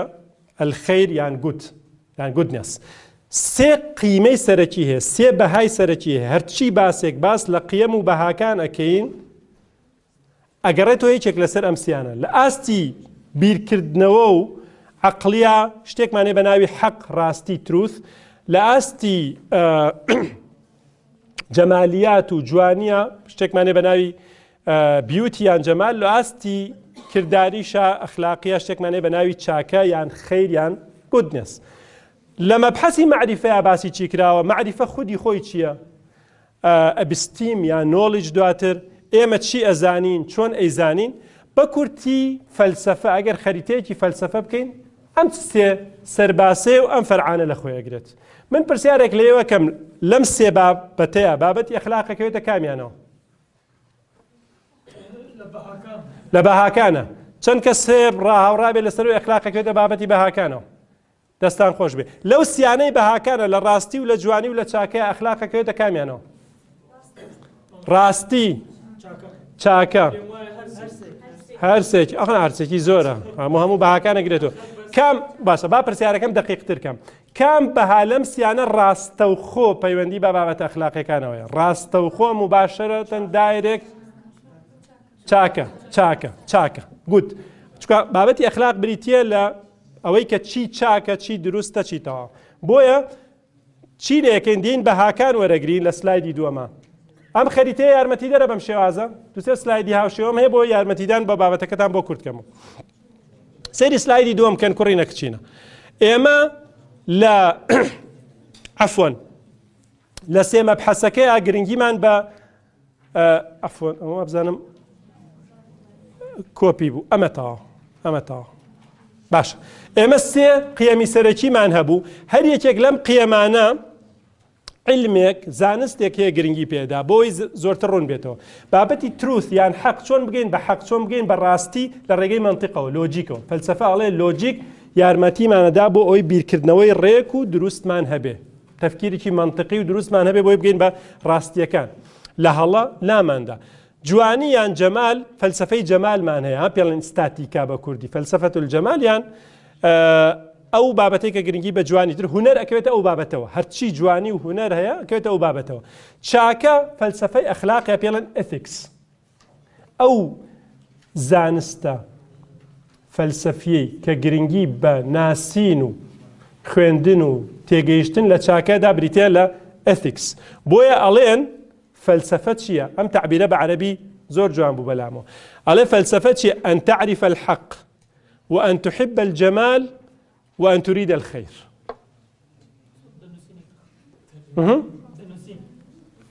سلايدە كانتان دوای بۆ ئەنێرم لە خزمەتتانە بەڵام بینوسن کێشەی نییە. سلايدە كانتان بۆ ئەنێرم. أن تعرف الحق وأن تحب الجمال وأن تريد الخير. ئەگەر فەلسەفە ئاوا بێ شتێکی باشە یان خراپە؟ شتێکی چاکە. شتێکی چاکە ئەگەر وا بێ قڕی ئەوە. ئەمە ئامانجی هەدەفێکەڵێن فیلۆسۆفی حب الحکمە خۆشویستنی حکمت بەو مانایە دێت کە ئەم سێ زانستە ئەمەت فێرەکەن. ئێستا دێم فەلسەفەی ئەخلاقەکە ئێتیکەکە سلایدێکی تری شەرحکردن ئەگەم بۆی ئێمە باسی ئەخلاقەکەین پێویستمان پێ دێم مقدماتەنی باسی فەلسەفە و علمەکانیمان. ئێتیک بە باسکردنی ئەمڕۆ نەک ئیتر بگەڕێنەوە بۆ فەلسەفەی کۆن و گریکی و تەقلیدی یۆنانی کۆن. ئەمڕۆ لە چوارچێوەی فەلسەفەی ئەخلاقە ئێتیک یان ئەخلاقناسی ئەثیکس باسی چیەکە؟ چوار مەوزوعی سەرەکی هەیە. ئەم سلایدە نەختێک قورسە و ناشمەوێ داوای ئەوەتان لێ بکەم هەمووی تێبگەن یا گرنگی ئەوانەی گرنگی بە بابەتی فەلسەفەی ئەخلاق بدەن کۆرس هەیە لەسەر ئەم مەوزوعانە بخوێنەوە گرنگی پێ بدەن. خۆشبەختانە هەندێک لەو بەڕێزانەی کە لێران بینین ئێمە ئەم کۆرسەمە پێکەوە خوێنین پێکەوە. چوار بابەتی سەرەکیمان هەیە فەلسەفەی ئەخلاقیان ئەخلاقناسی لە خۆی گرێت. یەکەمیان بریتە لە ئەخلاقی وەصفی سەر ڕوونیەکەمە بەسمان چێ descriptive ethics، دووەمیان بریتە لە ئەخلاقی کردەی applied ethics، سێمیان بریتە لە ئەخلاقی پیاوانەیی یا معیاری normative ethics لەگەڵ meta ethic یعنی ئەو دیو ئەخلاق. ئەمە ئەگەر کەسێکی لە بواری تەخەسوس و فەلسەفەیە دیراسە بکات لەم سەرەوە چێ بۆلا و ئەگەر یەکێکیش بێوە لە سادەی لەناو خەڵکە چۆن باسی ئەخلاقەکە بۆی وردە بەرەو قوڵ بوونەوە بچین لەو سەرەوە دێت. ئێمە لەبەرەوە ئێوە گرنگیتی دانتان بە پرسیارەکانی سەرەتایە کردم لەسەر بابەتی فەلسەفە و گرنگیدان بە فەلسەفەی ئەخلاق و ئەوانە بابەتی یەکەمتانە گرنگی پێدانتان سنووردارە لە بابەتی ئەخلاق لەوە دێم لەناو خەڵکە چۆن تێگەیشتنە سادەکەی تا ئاگاتە تێگەیشتنە فەلسەفی قوڵەکەی. یەکەم جار ئەوەی کە بڵێن دیسکریپتیڤ ئێتیکس یان ئەخلاقی وەصفی ئەوەیە لە کۆمەڵگایەکە چۆن وەصفی چاکە و خراپە ئەکرێت، چی چاکە چی خراپە، چی پەسەندە چی ناپەسەندە. واتە بیرروڕای خەڵک یان خەڵکی هەر کۆمەڵگایەک لەبارەی ڕاستی و ناڕاستیەوە، دروست و نادروستەوە، چاک و خراپەوە، چی شیاوە چی نەشیاوە، چی ڕێگە پێدراوە چی ڕێگە پێ نەدراوە. واتە بۆ نمونە ئەگەر ئێمە بپرسین لە کۆمەڵگای ئێمەیە چ جۆرە گفتارێک واتە قسەکردنێک یان چ جۆرە ڕەفتارێک سلوکێک مەقبولە و چی گفتار و ڕەفتارێک مەقبول نییە. ئێستا لەم قاعەیە دانیشتوین لە ڕووی جلوبەرگمان چی مەقبولە؟ ئەگەر جلوبەرگم چۆن حەدە تێپەڕێنە ئەگاتەوەی کە قبول نەبێ. قسەکردنم شێوازی دەربڕینم هەڵسوکەوتم لەگەڵ هەڵ کەسێک لە ئێوە لە نێوان یەکترا ئەوە ئەخلاقی گشتی ئەم شوێنە پیشان دەدا. ئەم بازنەیە گەورەکە بۆ ئاستی کۆمەلگا بە گشتی لە کۆمەلگای کوردستانە بۆ نمونە ئێمە ئێستا لە نزیکترین شار لێمانە بوون سلەیمانیە لە سلەیمانیە ئەو سلوک و ڕەفتارانەی لە بازاڕە لە ناو کۆمەلگایە لە بە شێوازی گشتی مەقبولن پەسەندکراون ئەوانە پیانان ئەخلاقی پەسەندکراو لەو کۆمەلگایە. ڕەنگە هەندێک شتی هەبێ ڕێژەی بێ هەمان ئەو شتانە لە شارێکی تری وەکو وڵاتێکی ترە فەرقی هەبێت جیاوازی هەبێ بە پێی کەلتورەکان. تێگەیشتنی عامی خەڵک بۆ ئەخلاق شتە پەسەندەکان شتە ناپەسەندەکان چی بەلای زۆرینەی خەڵکەوە مەقبولە و مەقبول نییە. ئیتر لە دینیان وەرگرتووە لە عەقڵەوە وەریان گرتووە لە ئەزمموی خوانیان وەرگرتووە لە ئەخلاقی خێڵ و خزمەتیەوە وەریان گرتووە سەرچاوەکەی لێرە بەلای ئەمەوە گرنگ نییە چی پەسەند کراوە چی پەسەند نەکراوە. بەڵام پرسیارێک دێتە پێشەوە باشە ئەمە بۆ هەموو خەڵک بەڵام خەڵک پیشەی جیاوازی تایە مستەوا و ئاستی جیاوازی تایە هەندێکیان مامۆستان هەندێکیان مهندسن هەندێکیان کرێکارن هەندێکیان پزیشکن هەندێکیان سیاسین هەندێکیان میدیاکارن ئەڵێن ئێمە بۆ ئەوەی ئەخلاق وردکەینەوە ئەوە تێگەیشتێکی گشتیمان هەیە بۆ هەموو کۆمەلگا. بەڵام ئاستێکی ترمان هەیە لە خوێندنگە لە قوتابخانەیە جۆرێک ئەخلاقیات هەیە لە نەخۆشخانەیە جۆرێک ئەخلاقیاتی تر هەیە بەڵام لە دەستگایەکی میدیایە بە شێوازێکی ترە لە بزنس و بازاڕە پێڵێن بە پێی پیشە ئەپلاید ئیثیک پێڵێن ئەخلاقی کردەیی ئەخلاقی عەمەلی هەرێکێک بە پێی پیشە و کاری خۆی پزیشک مامۆستا ئەندازیار. بە عەرەبی کوشەیەکی ئەویان هەیە پێڵێن مدەونەت السلوک کۆد ئۆف کۆنتاکت بە ئینگلیزیەکەی ئەو ئەخلاقی پیشەی ئەو بوارە بۆ نمونە ئەڵێن ئەخلاقی پیشەی ڕۆژنامەنووسی چۆن گرنگی بە بابەتێکەدا زانیاری چۆن ئەگوێزێتەوە ئەخلاقی مەسەن پیشەی بیزنس کۆمەڵێک ئەخلاقیاتی خۆی هەیە چۆن وا بە پێی مەسەن پزیشکەکان هەندێک ئەخلاقیاتی تایبەتیان هەیە و مامۆستاکانیش بە هەمان شێوە. باشە ئەمە ئاستی دووهەم. ئێستا زانیمان تێگەیشتنە عامەکە هەموو کۆمەلگا بوو ئێستا بۆ پیشەکان یەکێک لەو نمونانەی کە دێنینەوە بۆی ڕوونتر بێتەوە بە نمونە قسەتەکە زۆرتر ڕوو نەبێتەوە بۆ نمونە باسی پزیشکەکەین ئەڵێن یەکێک لە پێوەرەکانی ئەخلاقی کردەیی پزیشک ئەوەیە کە نهێنی نەخۆشەکانی نەدرکێنێت باسی نەکەن نەخۆش کە دێتە لای تۆ لە ڕووی جەستەی لە ڕووی دەرونی نهێنیەکانی لای تۆ ئەڵێ وەکو پزیشکێک تۆ واجبتە ئەرکی سەرشانتە وەکو بەشێک لە ئەخلاقی پزیشکی ئەم نهێنیانە بپارێزیت. باشە ئێمە متمانێکێکە لە ئەخلاقی پزیشکی. پرسیاری سێم ئەوەیە ئەم پاراستنی نهێنیە پشت بە چ پێوەرێکێت بە چ پێوەرێک پاراستنی نهێنی شتێکی ئەخلاقیە ئەبێ پێوەرێک هەبێ لەسەر لە پشت ئەمەوە چی واکە پاراستنی نهێنی ئەخلاقی بێ بەڵام ئیفشای سڕ بڵاوکردنەوەی نهێنی نەخۆشێک نائەخلاقی بێ. پێویستمان بە ئاستێکی ترێ نۆرمەتیڤ ئێتیکس پێوەر پێوانە معیارمان هەبێ بۆ ئەخلاق. معیاری پەسەند و ناپەسەند چییە؟ بنەمای بڕیاردانی ئەخلاقی بە شتێک ئەڵێن پەسەند بە شتێک ئەڵێن ناپەسەند بە شتێک ئەڵێن مەقبول شتێک نامەقبول شتێک ڕاست یان ناڕاستە چ پێوەرێکە؟ ئایا لەبەر خودی کردارەکەی یا لەبەر ئەنجامەکەیەتی؟ ئەمە ئیتر بابەتێکە دواتر تەسەورەکەم بتوانین باسی ئەمە بکەین. ئایا ئاشکراکردنی نهێنی نەخۆش هەر لە خودی خۆیان خراپە یان لەبەر ئەوەی ئەو نەتیجەی دواتر لێ ئەکەوێتەوە؟ یەکێک بەپێی ڕوانگەی جیاوازە گۆڕێ هەندێک لە قوتابخانەکان لەن نەخێر لەبەرەوەی هەر هیچ نەتیجەیەکشی لێ نەکەوێتەوە لەبەرەوەی دیوتی واجبی دکتۆر ئەوەیە ئەرکی سەرشانێتی ئەبێ نهێنی بپارێزێ ئەگەر ئەم نهێنێ بۆ خەڵکیش هیچ مهم نەبێ. بەڵام هەندێکی تر نەخێر بەپێی نەتیجەکە هەندێک نهێنیە باسیشی کا بۆ خەڵک هیچ گرنگێکی تیانە لەبەرەوە ئاساییە باسی بکە. بەڵام ئەگەر نەتیجەیەکی خراپی لێکەوتەوە ئەو کاتە ئەبێ بەکارێکی نائەخلاقی. هەردوو بۆچوونەکەمان هەیە و دوو قوتابخانەی ئەخلاقین کەواتە وردە وردەچین بەرەو تەخەسوسیتر ورتر. ئاستی چوارەم و قوڵتر لەم بابەتە بریتە لە چی؟ بریتە لەوەی کە ئەسڵەن گفتوگۆیەکی فەلسەفیمان هەیە لەبارەی خودی پەسەند و ناپەسەندەوە ڕاست و ناڕاستەوە چاک و خراپەوە. ئەسڵەن بۆچی شتێک هەیە چاکە؟ بۆچی شتێک هەیە خراپە؟ بۆچی شتێک هەیە ناپەسەندە؟ ئەمە ئیتر ئەچێتە میتا ئێتیکسی پێڵێن ئەو دی و ئەخلاق لێرە بابەتی دینی دێتەکایەوە ئەخلاق پشت بە چی ئەبەستێ پشت بە دین ئەبەستێ پشت بە ویژدان ئەبەستێ پشت بە عرفی کۆمەڵایەتی ئەبەستێ چاکە و خراپە لە چێوە دێ بۆ نمونە ئێمە لە تاریخی ئیسلامیا بابەتێکی قوڵمان هەیە لەم مەوزوعەیە پێڵێن حسن و قبح التحسين والتقبيح بە چاکزانین و بە خراپزانینی ئەخلاقی هاو لە علمی کەلامە هەیە لە ئوسولی فقه هەیە هەندێک جار لە بوارەکانی تریش هەیە چی شتێک حەسەنە بۆچی ئایا بە عەقڵ ئەزانین ئەم شتە باشە یان بە شەرع ئەزانین ئەم شتە باشە ئەو مناقەشاتانەی کە هەیە ئەم سلایدێکی تەواو اختصاسیە ئامانجی یەکەم لە پێشاندانی ئەم سلایدا ئەوەی کە بزانین شتێکی وا هەیە و ئەگەر هەستن و هیچ شتان بیر نەمێنێتەوە زۆر کێشە نیە بەلام وەڵام بابەتی اختصاسی کە بزانن بابەتی ئەخلاقناسی لەم ڕۆیە لە بواری خوێندنی پسپۆڕیە ئەوە ئەخوێنرێ ئێمە وەکو کەسانێک کە بابەتی ئەخلاق گرنگە بەلامانەوە لە کۆمەلگا ئایا تا چەند ئاوا لە ئەخلاق تێگەشتوین ئەم پرسیارە بۆ ئێوە بەجێڵم مامۆستایانی ئێمە کەسانێک کە ئەخلاق گرنگە بەلامانەوە شەو ڕۆژ باسێکین بابەتی ئەخلاق لە ڕووی پسپۆڕی و ئەوها باسەکرێ ئەو ئەخلاقیاتە ئێمە باسیەکەین لە ئاستی کۆمەڵایەتیە دیسکریپتیڤە لە ئاستی ئەپلایدا لە ئاستی نۆرمەتیڤە لە ئاست ئایا ئەتوانین ئەوها بەو شێوازە فەلسەفە و تێگەیشتێکی ئەخلاقیمان هەبێ بالمناسبة لقرني تشواري هجري وبينجي هجري وأنا علماء كلامي إما أصولي فقه وأنا كعلماء جورجان أمشتانا واضح بولا وأخلاقي بيشجريان هبوا وهر حرفيك أخلاقياتي خوي هبوا لبازارشة زبط كده وأخلاقي كردي هبوا كوملجا هبوا تشيبو كوملجا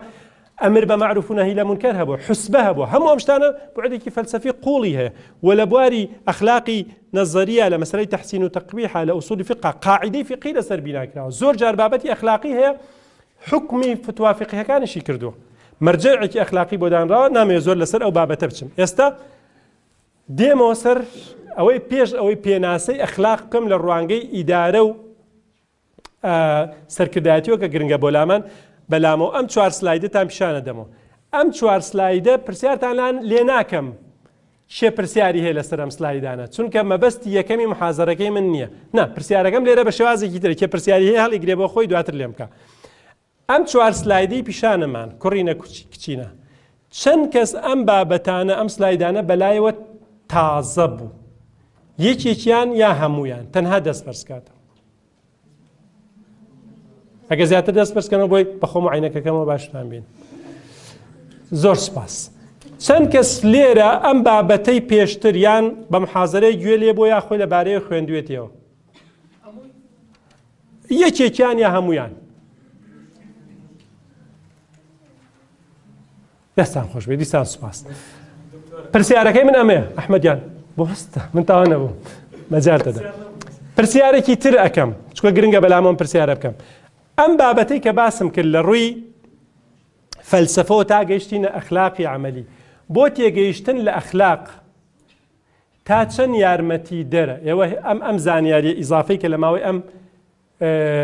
چارەکێک 20 دقەیە عەرزمان کرد تا چەند یارمەتی دەرە بۆ تێگەیشتن لە بابەتی ئەخلاق بۆتان چەند کەس سوودی لێ بینێ و بەنیازە بچێشتی لەسەر بخوێنێتەوە دەستی بەرزکات ئای بەخوا تووشم کردن دەستان خۆش بێ زۆر سپاس ئێستا گەر دووسێ و پرسیاریش هەبێ لەسەری ئەتوانم وەڵامی بدەمەوە بەڵام ئەوەی کە ئەم مقەدیمەم بۆ پێناسەیەەکە حەزەکەن با پێناسەکە عەرز بکەم ئەم مقەدیماتە یارمەتیماندا پێناسەی ئەخلاق بکەین لە بابەتی سەرکردایەتیە لە بابەتی ئیدارەیە مەنیجمنتە کە مەفهومە عامەکەیە ئەو پێناسەتان بۆ دێنم و ئەو کاتە پرسیارەکان بکەن بەو تێگەیشتنە فەلسەفیە بەو تێگەیشتنە عەمەلیە بەو تێگەیشتنە پێوەریە کە هەمانە بۆ ئەخلاق ئەمە کتێبێکە کە 2005 من کتێبەکە لە ئینتەرنێت کتێبەکەم نییە بە کتێبەکەم لە ئینتەرنێت ئەوە کردووە بینیوە ئەو بە PDF بەردەستە لەو سایتانەی کە بۆ کتێب داونلۆد دەکرێت کتێبێکە لەسەر مەنیجمنت کتێبێکی تێکست بووکە لەبارەی ئەوەوە ئیدارە بەڕێوەبردنەوە چەمکی ئەخلاق پێناسەیەکە لە چوارچێوەی ئیدارە و بیسنسە باعتیباری ئەوەش ئێمە مەسەلەی قیادە و بابەتەکەی ئێوە کەوەی کە لە مامۆستا میهرەبانم وەرگرت ئێوە لە چوارچێوەی بابەتە ئیداریەکانە باسی ئەم بابەتەکەن ئەم پێناسە گرنگە بەلامەوە لە شوێن ترش منم پێناسە دێنمەوە پێم وابێ خزمەتەکە ئەوها پێناسەی ئەخلاقیان ئیتیکی کردووە لە مەجالی ئیدارە و قیادەیە ئەڵێ ئەمە تەرجەمە عەرەبیەکەیەتی المبادئ التي تحدد ما هو الخطأ أو الصحيح، الجيد أو السيء، وما هو الملائم المناسب أو غير الملائم في بيئات متعددة. أخلاق چیە؟ کۆمەڵێک بنەمایە، زامەزەم کوردیەکەشمان هەیە، با کوردیەکەش بکەین. بنەماکانی دیاریکردنی چیە؟ سێ شتمان هەیە ختم لێدا ئەو لە تعریفەکەی ئەوها دیاری نەکردەوە، بەس عادەن تعریف تێکستە تۆ تەحلیلەکەی لە چەند بەش پێک دێت.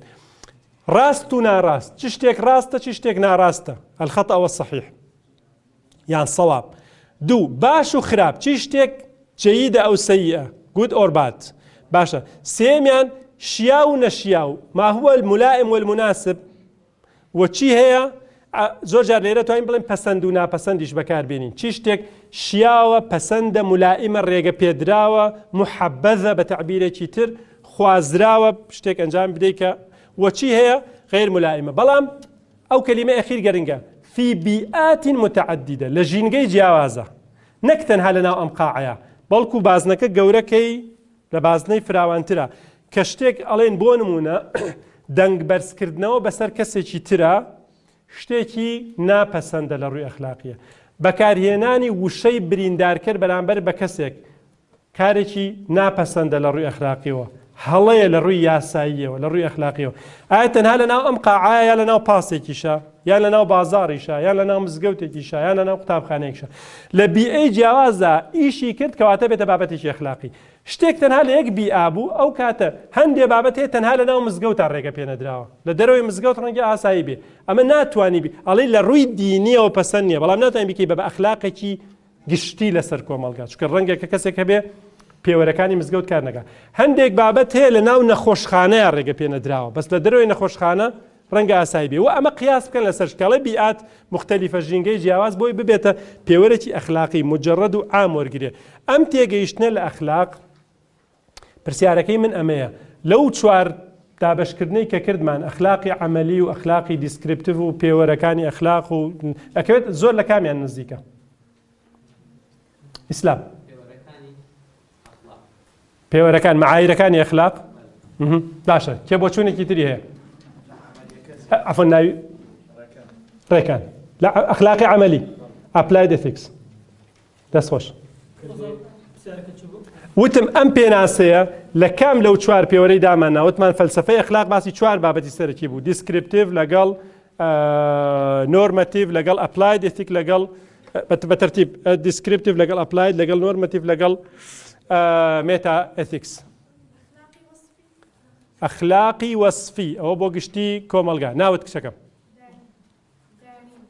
دارین. تا دارین.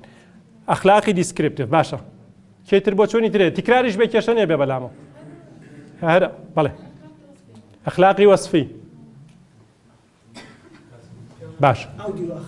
ئەودی و ئەخلاق مێتا ئێتیکس. سیرکەن من وتم لە بواری ئیدارەیە ها مەنیجمنت مەجالەکەم دیاری کرد، وایە لە کام لەو چوارەکە وتمان پیشە یان بوارەکە دیاریەکەی ئەخلاقی کردەی، و زۆر تەکیدم کردەوە وتم لە بواری قیادەیە زۆرتر ئەم تاریفە بکەن، واتە من بەشێکە لە ئەخلاقی کردەی، بەڵام خاڵی نییە لە پێوەرەکان کەڵێ ئەو مەبادیئانە یەکسەر دواتر پرسیاری لێ ئەەکەی، چونکە ئەگەر بڵێن وەسفی واتە بۆ هەموو کۆمەڵگا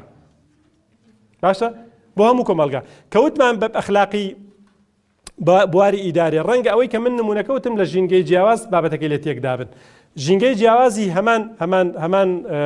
پێوەرە ئەخلاقیەکەم بەکارێنە، شتێک کە نمونەیەکی ئەخلاقی مێناوە لە ژینگەی جیاوازە، بەڵام لێرە لە ئەپلاید ئێتیکس نزیکە، بەڵام کەڵێن مەبادیەکان ئەبێ پێوەرت هەبێ بە پێی خودی کارەکە یان بە پێی ئەنجامی کارەکەەوە بە پێی مێتا ئێتیکسیش. ئێستا پێم خۆشە پشوویەکی چەند دقەی وەرگرین پێشەوەی بچمە سەر بابەتی ethical leadership و پشووەکەمان وا بێ مەرج نییە بڵاوی لێ بکەن و ئەوە 5 دقە ریلاکس ئەگەر پرسیارێکیش هەبێ جوابی بدەمەوە باشە، ئەتوان هەڵسن دانیشن چونکە وەماوەیەکە قسەکەین بەدڵتانەوە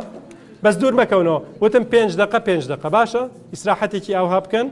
و دەست پێەکەینەوە. سوپاس بۆ گوێگرتنتان. ئێستا دێمە سەر ئەوەی کە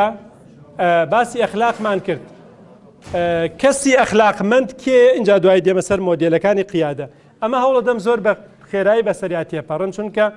ئەمە عمومیاتە هەندێک لەو پرسیارەشتان کرد ئەتوانم ئەسڵەن بەڕاستی بەسەر ئەما تێپەڕم باسی نەکەم بەڵام بەگشتی تەنها بۆ زانیاری خۆتان ئەم دوو سێشتا خەمەڕوو کەسی ئەخلاقمەند شخصی ئەخلاقی کەسی ئەخلاقی کێ بەگشتی نەک قاید بێ هەر بەگشتی چ کەسێک ئەتوانین بڵێن کەسێکی ئەخلاقمەندە صاحبی ئەخلاقیان ذو ئەخلاق حەسەنە ئەخلاقێکی باشی هەیە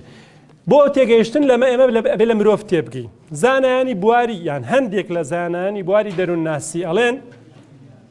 مرۆڤ چەند ڕەهەندێکی سەرەکیە چەند بوعدێکی هەیە بەشێکی بریتیە لە بیر و باوەڕەکانی beliefs یان thoughts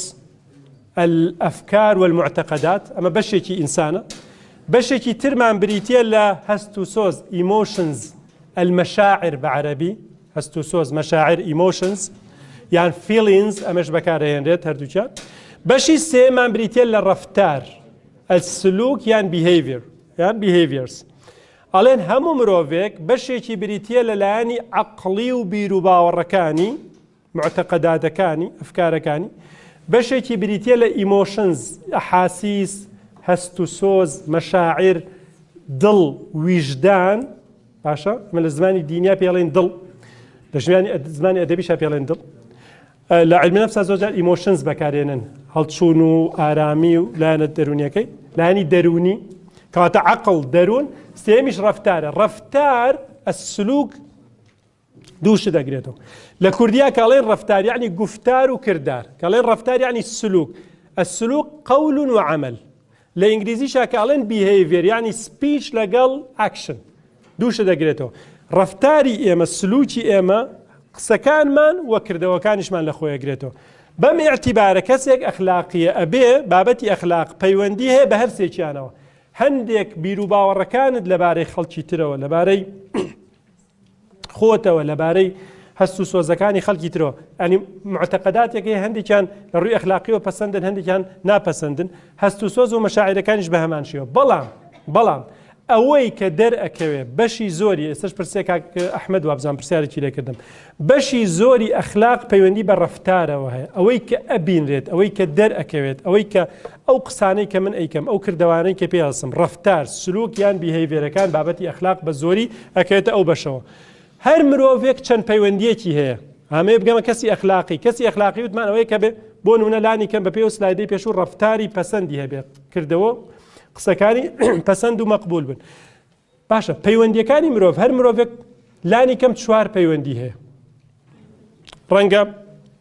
بڵێم تعقیداتی تریشە بێ ئەم 4 پەیوەندیە چەند پەیوەندیەکمانە لەگەڵ خوا لەگەڵ دروستکەر لەگەڵ خالق ئەوەی کە ئیمانی پێ هەیە زیاتر ئەوەشی ئیمانی پێ نییە هەر موقفبوونەوەی کە ئیمانی پێ نییە و ژۆرێکە لە ڕەتکردنەوەی ئەو پەیوەندیە پەیوەندی لەگەڵ خودی خۆی سێلف ذاتی خۆت ئەوەی کە باسمان کرد ئیدارەی زات چۆن لە بیر و باوەڕەکانی خۆت تێئەگەی چۆن لە هەست و مەشاعیرەکانی خۆت تێئەگەی چۆن لە ڕەفتار و کردارەکانی خۆت باشترەکە یان خراپترەکەی پەیوەندی لەگەڵ خۆتە پەیوەندی لەگەڵ خۆت ئەوەیە کە شەوان پێشەوەی بخەوی سەرەخەیتە سەر سەنین هەڵسەنگاندنێک تەقیمێک بۆ خۆت دەکەی ئەمڕۆ باشت کردووە خراپت کردو هەڵسەنگاندن بۆ خۆت دەکەی پەیوەندی لەگەڵ خۆتی خۆتە توانین قسە بکەی لەگەڵ خۆتە ناتوانی چۆن تەزکیەی نەفس ئەچێتە سەر ئەم بابەتانەوە لە ڕووی دینیەوە باش سێم لەگەڵ مرۆڤەکانی ترە هەموو هیوانێکی تری هاوشێوەی خۆت هەر ئینسانێکی تر پەیوەندیت لەگەڵ ئەوانی ترام ژۆری تر لە پەیوەندی ئەخیرەن پەیوەندیت لەگەڵ سروشتا طبیعەت بەگشتی ئەوەی کە پێڵێن ژینگە هەویەی ئەخلاقی ئێمە شوناسی ئەخلاقی ئێمە پەیوەندی بەوە هەیە چۆن هاوسەنگی ڕائەگری لە بینی ئەم چوارەیە چۆن کەسێکی ئەخلاقی ئەرک و مافەکانی خۆی لە مەسەلەی پەیوەندی لەگەڵ خالقی خۆیان لەگەڵ خوای خۆیان شکری نیعمەتەکانی ئەکات یان نە بە ئەرکەکانی هەڵەسێت یان نە چ پەیوەندیەکی لەگەڵ ئەم خوای خۆیان دوعای پاڕانەوەکانی هەست پێکردنی مەعیەتی خوا بابەتێکی دینی زۆر تەفاسیلی هەیە یەکێک لەو شتانەی کە باسەکرێ ئینسان لە عەلاقەیەکی ئەخلاقیە لەگەڵ خالقی خۆی ئەوەی کە زۆرجار لە علمی کەلامیشا باسەکرێت کەمترین ئەوەی شکری منعیمە خوا بە حکمی ئەوەی کە نیعمەتی بە تۆ بەخشیوە ئەبێ سوپاسگوزاری نیعمەتەکانی بی تەنانەت هەندێک لە فیرقە ئیسلامیەکان بەتایبەت معتەزیلە ئەگەر ڕسوولێک پێغەمبەرێکیش نەبێت ئینسان لەبەرەوەی لە ڕووی عەقلیەوە هەر کەسێک نیعمەتێکی پێبەخشی بیت ئەبێ سوپاسی بکەی سوپاسکردنی خوا واجبە ئەگەر لە سەردەمێکابی پێغەمبەریشی تیانە بێ لەو پشت بەوە ئەبەستنەڵێن گەر پێغەمبەریش نەبێ ئینسان لێپرسینەوەی ئەکرێت لەسەری تا حدی ئەوە زۆر ڕۆشتون مەسلەی شکری منعیمێکێکە لەو بابەتانە بەسەری پەیوەندی لەگەڵ خۆت لەگەڵ ئینسانەکانی تر بابەتی ئەخلاقی دیسان لێرەیە ئەتوانین بڵێن لەگەڵ خوا لەگەڵ خودی خۆتا لەگەڵ ژینگەیە بەڵام بە زۆری دیسان ئەڵێم بابەتی ئەخلاق بەتایبەت ئەخلاقی کردەی کە ئێمە بەسمانە لەم دوانەی دووەما زۆر جار دەرەکەوێت جۆری پەیوەندی ئێمە لەگەڵ خوا چ نەتیجەیەک چ دەرەنجامێکی لێکەوێتەوە لەسەر ئەوەی کە پەیوەندی ئێمە لەگەڵ ئینسانەکانی ترە معتەقەداتی ئێمە بیر و باوەڕی ئێمە تێگەیشتنمان لە ئیمانمان بەخوای گەورە وامان لێکە لەگەڵ ئینسانە لەگەڵ مەخلوقاتەکانی تری خوای گەورە لەگەڵ ژینگە چۆن هەڵسوکەوت بکەین ینی ئەو ئیمانە وات لێکە کەسێکی باش بیت کەسێکی ژینگە دۆست بی کەسێک ڕێز لە ئینسانەکانی تر بگی تعدا لە مافی خەڵکی تر نەکەی ژیانی کەسێکی تر نەخەیتە مەترسیەوە ئەم سێم و چوارەمە زۆر جار ئەخلاقی کردەی تاوەکو ئیمانت بەخوای گەورە بە تێگەشتنی ئێمە وەکو مسلمان بەهێزتر بێت تاوەکو پەروەردەی دەرونی خۆت خودی خۆت باشتر بکەی ئەخلاقەکەشت پەسەندتر ئەبێ ئەمەش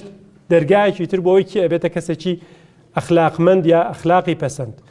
کەسی ئەخلاقمەند کێیە من بە کورتی پوختەی ئەمە محازەرەیەکە بەس ئەم سلایدتان بۆ عەرز دەکەم سێشت هەیە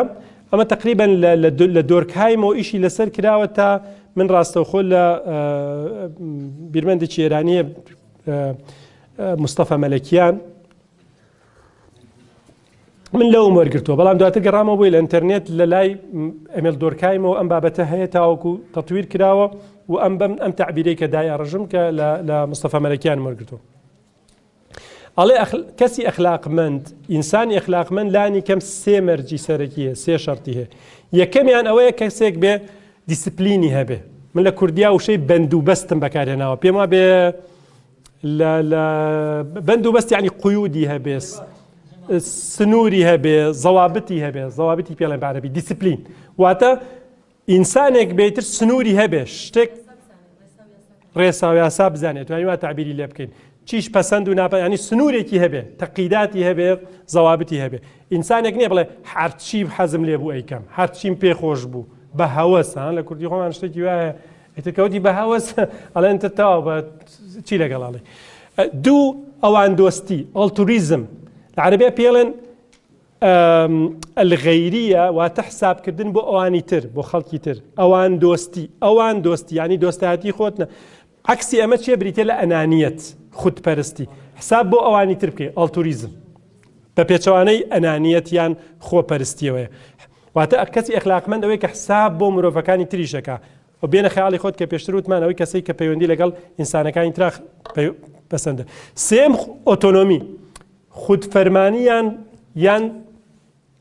بە تعبیرێکی تر توانین بڵێن لە عەرەبیات زۆرجار وشەی اعتیمادی بەکارێنن و شەی ئیستیقلالێتیش بەکارێنن کەسێکە بە ئازادی بڕیاری خۆیەدات خۆی فەرمانی خۆیەکات ئیرادەی حوڕی هەیە ئۆتۆنۆمە کەسێکی سەر بە خۆیە کەسێکی ینی خۆی بڕیارەکانی خۆی ئەدا بە قەناعەتەوە ئەتوانین ئەو شتانە بەکاربێنین شەرحی ئەمانە چێکاڵێن بەندوبەستی هەیە هەر یەکێک لە ئێمە بازنەیەکی هەیە پێڵێن دائیرەی تواناکان قودورات من ئەتوانم چی بکەم لە ڕووی عەقڵی لە ڕووی جەستەیی لە ڕووی زمان ئەتوانم چی بکەم بەڵام بازنەی ڕێگەپێدانمان هەیە دائیرەیەکی تر هەیە چی شیاوە ڕێگە بە خۆمەدەم چی بکەم بۆ نمونە من ئەتوانم لێرە قسەی باشیش بکەم و قسەی خراپیش بکەم بەڵام ئەوەی ڕێگە پێدراوە ئەوەی کە بۆ خۆمم داناوە هەمیشە هەوڵدەم قسە باشەکان بکەم قسەی پەسەند بکەم لە ڕووی کردار و مامەڵەم لەگەڵ ئەو کەسانی ترا بۆ نمونە ئەگەر کەسێک بم عەشرەتێکی گەورەم هەبێ و پارەم هەبێ و هێزی سەربازیم هەبێ ڕەنگە بتوانم زوڵم و ستەم لە دراوسەکانم بکەم دائیرەی تواناکانم هەیە ئەتوانم ئەو شتە بکەم خەڵکێکی زۆرە پشتگیری مەکە هێزم هەیە پارەم هەیە توانم بەڵام کەسی ئەخلاقی بازنەی ڕێگەپێدانی هەیە هەموو ئەو شتانەی ئەتوانێت بیکات نایکە بۆ نمونە لە ڕووی دینی و حساب بۆ حەڵاڵ و حەرام ئەکا لە ڕووی قانونی و حساب بۆ ئەوکە چی شتێک تاوانە چی شتێک ناتوانە لە ڕووی عورفی ئیجتیماعی و چی شتێک شەرمە ئەنجامی بدا چی شتێک هەیە ڕێگەپێدراوە ئەنجامی واتە کەسی ئەخلاقی هەمیشە دائیرەی ڕێگەپێدانی بچووکترە لە ڕای دائیرەی تواناکانی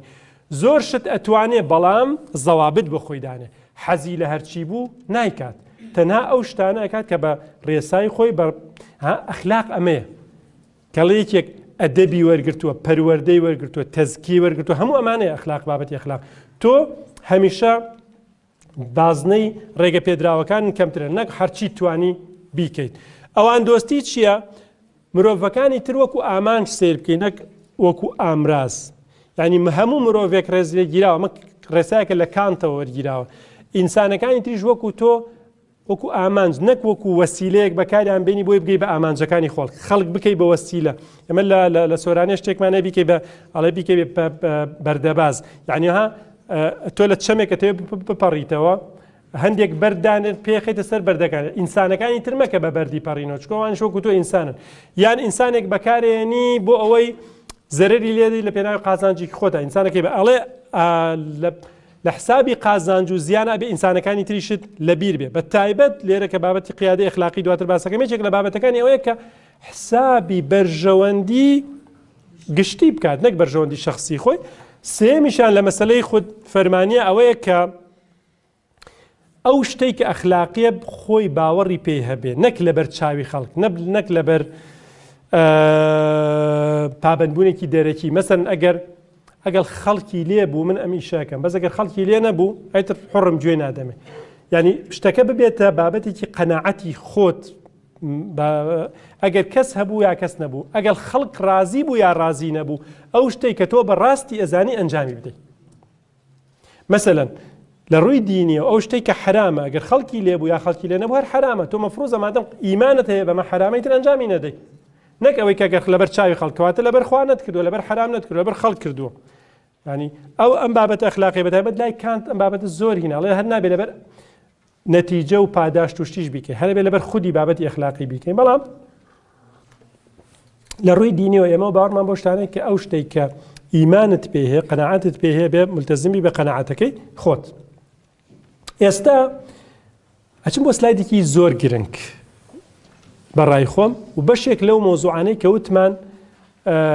کورت ئەکاتەوە و دەرگایەکی زۆر باشە بۆ چوونە ناو بابەتی قیادەی ئەخلاقیەوە ئەویش ئەوەیە هۆکار و پاڵنەرەکانی ئەخلاقمەندی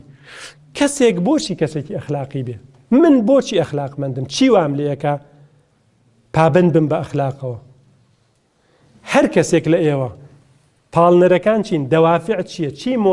بەنگلیزی بڵێن مۆتیڤ یا مۆتیڤیشن چی شتێک وات لێکە پاڵنەر بێ کەسێکی ئەخلاقی بی خەڵک بۆچی ئەخلاقیە لەبەر چی هۆکارەکە چییە سەبەبەکەی چییە ئەتوان وەڵام بدەنەوە خەڵکێک بۆچی ئەخلاقی باشە ئەحمەد ئەڵێ لەبەر دینەکەم واتە ئەتوانین بڵێ ورتر لەبەر خوای گەورە باش لەبەر فەرمانی ئەخلاقی بوون فەرمانی خوای گەورە بەنسبەت من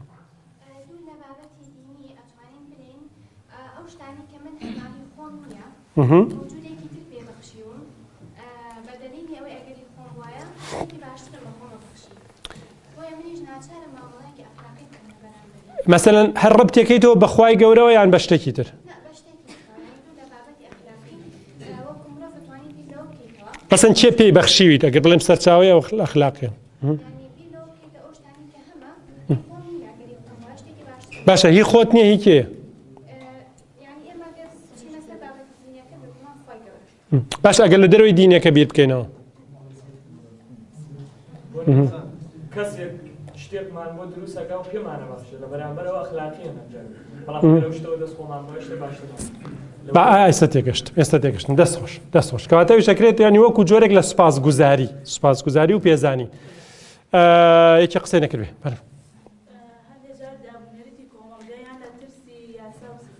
دەست خۆش دابوونەریتی کۆمەڵگا لەبەرەوەی لە مجتەمع ئاژین ئێمە من بە تەنها ناژیم لە مجتەمعەکەشمان کۆمەڵە شتێک ئەخلاقی و پەسەندە پشتی پێبەستم یەکی قسەی نەکردبێ چاو بەعینەک جەماعەتی خۆمان ویژدان لەبەر ویژدانی خۆم لەبەر دەرونی خۆم بۆی کەسێک بم ئارامی دەرونم هەبێ باشە کچینە مثلا بتحديد كساتي خود ما بس تشيء مثلا شخصيتي خويت احترام وشخصيتي خوي ببارز باش لبر ويك كساتي خوم ببارزم بالك شكل لبر مروفاتي چی تر من ما بەرژەوەندی بەردەوامبوون و مانەوە استقرار و ڕژاکردن بەشەی کاسایی مەسلحەت بەگشتی هەندێک جار پابەند دەبن بە ئەخلاق لەبەرەوەی ئەخلاق مەسلحەتم بۆ تەحقیق دوکاندارێکم ئەگەر پابەند من بە بابەتی ئەخلاقیەوە مشتریم زۆرترە بێ یا مەسەڵەن پابەند بن بەلایەن ئەخلاقیەوە شتیانێکی مستەقر و قازانجێکم دەستەکەی سەلامەت نیت و کارێکی نەئەخلاقی دەکەی بۆ پاراستنی خۆشت جوان دەستان خۆش بێ تەسەورەکەم لەبەر کاتەکە بمبوونەوانی کە دەستیان بەرزکردۆ چاوم لێتانە بەڵام مەواتان لێ نەکاکە پرسیارێکی ترم کرد دەست بەرز نەکەنەوە سێ دانەمان هەیە بە تەرتیب لە ئەنجامی پرسیارکردن لە کەسانی جیاواز ئەمەمان هەیە بەشێکی زۆر لەوانەی کە پابەند دەبن بەلایەن ئەخلاقیەکانەوە پەیوەندی بە لایەنی دینیەوە هەیە لایەنی دینی و لایەنی ئەخلاقی لەگەڵیان تێکەوە و پێیان وایە کە من کەسێکی ئەخلاقیم لەبەرەوەی فەرمانی خوا جێبەجێکەم ئەمە بە نسبەت ئایندارەکانەوە لە 100% و نسبەتێکی زۆریش لە خەڵک لەوانەی کە بابەتی ئەخلاق بەلایەنەوە گرنگە لایەزال لە سەرزەویە کەسە دینەکان ناتوانم بڵێم ئەو کەسەی دیندار نەبوو ئەخلاقی نچکەمە هەڵەیەکە بەڵام زۆربەی هەریا ئەوانەی کە بابەتی ئەخلاقی گرنگە بەلایەنەوە ئەو کەسە ئایندارەکانن بۆیە مەسەلەی فەرمانی خوا هەندێک کەس ئەڵێ شەرم و تەقوا لە خوای گەورە ئەستانەوەی کە باسمان کرد نیعمەتێکی پێبەخشیوم هەر شەرم ئەەکەم کە ئەو نیعمەتەی کە خوای گەورە پێبەخشیوم بە شێوازێکی نائەخلاقی بەکاری بێنم یا لە حرامە بەکاری بێنم هەندێکی دەڵێ ترس خوای گەورە محاسبە مەکە لە ترسی سزای قیامەت لە ترسی سزای لە ئابڕوچوونی دنیا و ئەوە ینی ئەگەر لەبەر تەقوا بێ لە بەجێهێنانی خودی فەرمانی بەدەستێنانی ڕەزامەندی خوا بێ لە ترسی سزای خوای گەورە بێ هەر پەیوەندی بە خواوە هەیە دووهەمیان لەسەر لەبەر خودی خۆی کەسانێک ئەڵێ لەبەر ویژدانی خۆم هەندێک کەس ئەڵێ بە ئەزمموی عقلی ئینسانی گەشتوونێتەوە ئەخلاق شتێکی پەسەند کراوە لە ڕووی عقلیەوە بۆیە پێویست ناکە بگەڕێنەوە بۆ دین هەر بە عقلیش ئەخلاق پەسەندە لەبەرەوە من پشت بە عقلە بەستم پشت بە هەست و سۆز و ویژدانی خۆم ئەمێ ویژدانم مرتاح بێ وەکو یەکێک لەو بەڕێزانەوتی و لە کۆتاییشە ئەمە لە بەرژەوەندیمە ئەگەر کەسێکی ئەخلاقی بم وەکو کەس وەکو شەخص ئەمە مەسلحەتمە لە کۆمەلگایە مەقبولە بم لە کۆمەلگای ڕێزدەگیراوە بم و بالتالي کە ئەخلاقیم بەرژەوەندەکانیشم پارێزراوە هەرچەند هەندێک جار کەسی ئەخلاقی مەرج نییە قازانج بکە لەوانەیە پابەندبوون بە ئەخلاقەوە قازانجێکی کەمترت دەستکەوێت ئەسڵەن ڕەنگە زەرەر بکەیت کەسێکی تر بە ڕێگەی نائەخلاقی زۆرتر دەوڵەمەند ببێت لەوەی کە تۆ بەڵام لە ماوەی درێژخایانە وەکو کەسێتی ئەو کشەمانوتی شخصیت و کەسێتی خۆی پارێزراوترە سێم شت پەیوەندی بە کۆمەلگاوە هەیە لە عورف و عادەت یان ئەخلاقیم لەبەر هاریکاری کۆمەڵایەتی مەسەلەن کەسێک دێ ئەبەخشێت کاری خێرخوازیەکە هاوکاریک ئینسانەکانی ترەکە و ئەمە لە کۆمەلگایك بۆ کۆمەلگایکی تر ئەگۆڕێت ئەوەی کە پێڵێن نسبێتی ئەخلاقی بەپێی حکمی مجتەمەعەکە بە عامی مجتەمەع چی باش بوو منش لەگەڵ ئەوەیە ڕۆم بۆی خەم قازانج بکەم و عورف و عادەتەکان پێوە پابندم چوارەمیان بریتێ لە مەسەلەی سروشت طبیعەت ئەوانەی کە باوەڕیان بە بوونی خوانیە و بە تایبەت ئەوانەی کە پیان وایە ئێمە بەشێکین لە سروشت و سروشتی مادی بە تایبەت لە چوارچێوەی تیۆری پەرەسەندنە ئەوان تەفسیریان ئەوانەی کە باوەڕیان بە تیۆری پەرەسەندنێ تەفسیریان بۆ ئەخلاق چیە ئەڵێن ئەخلاق جۆرێکە لە ئەدەپتیشن جۆرێکە لە خۆگونجاندن تەکەیوف لەگەڵ بیئە ئینسان بۆیە پابەندە بە ئەخلاقەوە ئەمە بەشێکە لە زیرەکی ئینسان و جیناتەکانی وای لێکات بۆ نمە کەسێکی وەکو ریچارد دۆکینز لە کتێبی سێلفش جینە ئەڵێ ئینسان کاتێک کەوا پیشانەدا کە کەسێکە ئەوان دۆستی ئەکا کاری خێرخوازیەکە هەر لەبەر ئەنانیەتی خۆیەکە لەبەر قازانجی خۆیەکە هەراڵی ئینسان لەبەرەوەی ئەنانیە واتە تەنانەت ئەوانەش پێیان وایە کە ئینسان بۆ پاراستنی جۆری خۆی بۆی ئینسانێتی بمێنێتەوە پابەند دەبێ بەشتە ئەخلاقەکان و هەرچەند بەشێکی زۆریان پێیان وایە ئەخلاق وەهمە بەس ئینسان دروستی کردو پێویستی بەو وەهمە هەیە یعنی شتێکی بە بەچوونی من زۆر منطقی نییە بەڵام کەسانێکن باوەڕیان بەوە هەیە وە تەبریری بۆ دێنەوە ینا تۆ شتێک پێت وایە وەهمە نازانم من بەنسبەت خۆمەوە چۆن توانی پابەند بی پێوە بەڵام ئەوانە ئەڵێن ئینسان ئەزانێ وەهمە بەڵام پابەندیشە پێوە گوسام هەریس ئەم بابەتە گرنگە ئەم چوارەکە تێ بکەین و ئەگەر پرسیار لە من بکەی بابەتی ئەخلاقی ئینسان بۆچی پابەندە بێ لە ڕاستیە ئێمە ئەو شتانەی کە پێوە پابەندین تێکەڵەیەکە لە یەکەم و دووەم و سێم بە دەرەجەی یەکەم بۆ کەسە مادارەکەن یعنی بەشێکی زۆر لەوانەیە ئەوامری دینین یعنی بەتایبەت کەسانی متەدەین بەشێکی زۆر لە بابەتە ئەخلاقەکانی لەگەڵ بابەتە دینیەکانی تێکەڵاون بەڵام هەندێک شت هەیە ئەمرێکی مباشری دینی نییە بەڵام واجبی شت نییە بەڵام تۆ وەکو ویژدانی خۆت ئەرکێکی ئەخلاقی ئەنجامی ئەدەیت ڕەنگە بە تەمای پاداشتی قیامەت بی ڕەنگە لەبەر پاداشتیش نەیکەیت و یعنی بابەتی ئەزمون و عەقڵ دیسان لەبەر ئەوەی ئێمە لە دینەکەمانە خۆشبەختانە بابەتە عەقڵیەکان لەگەڵ بابەتە دینیەکان تەزاروبیان نییە بە تێگەیشتنی ئێمەلانی کەم کاتێک کە فەرمانێکی خوایی لەسەر شتێک هەیە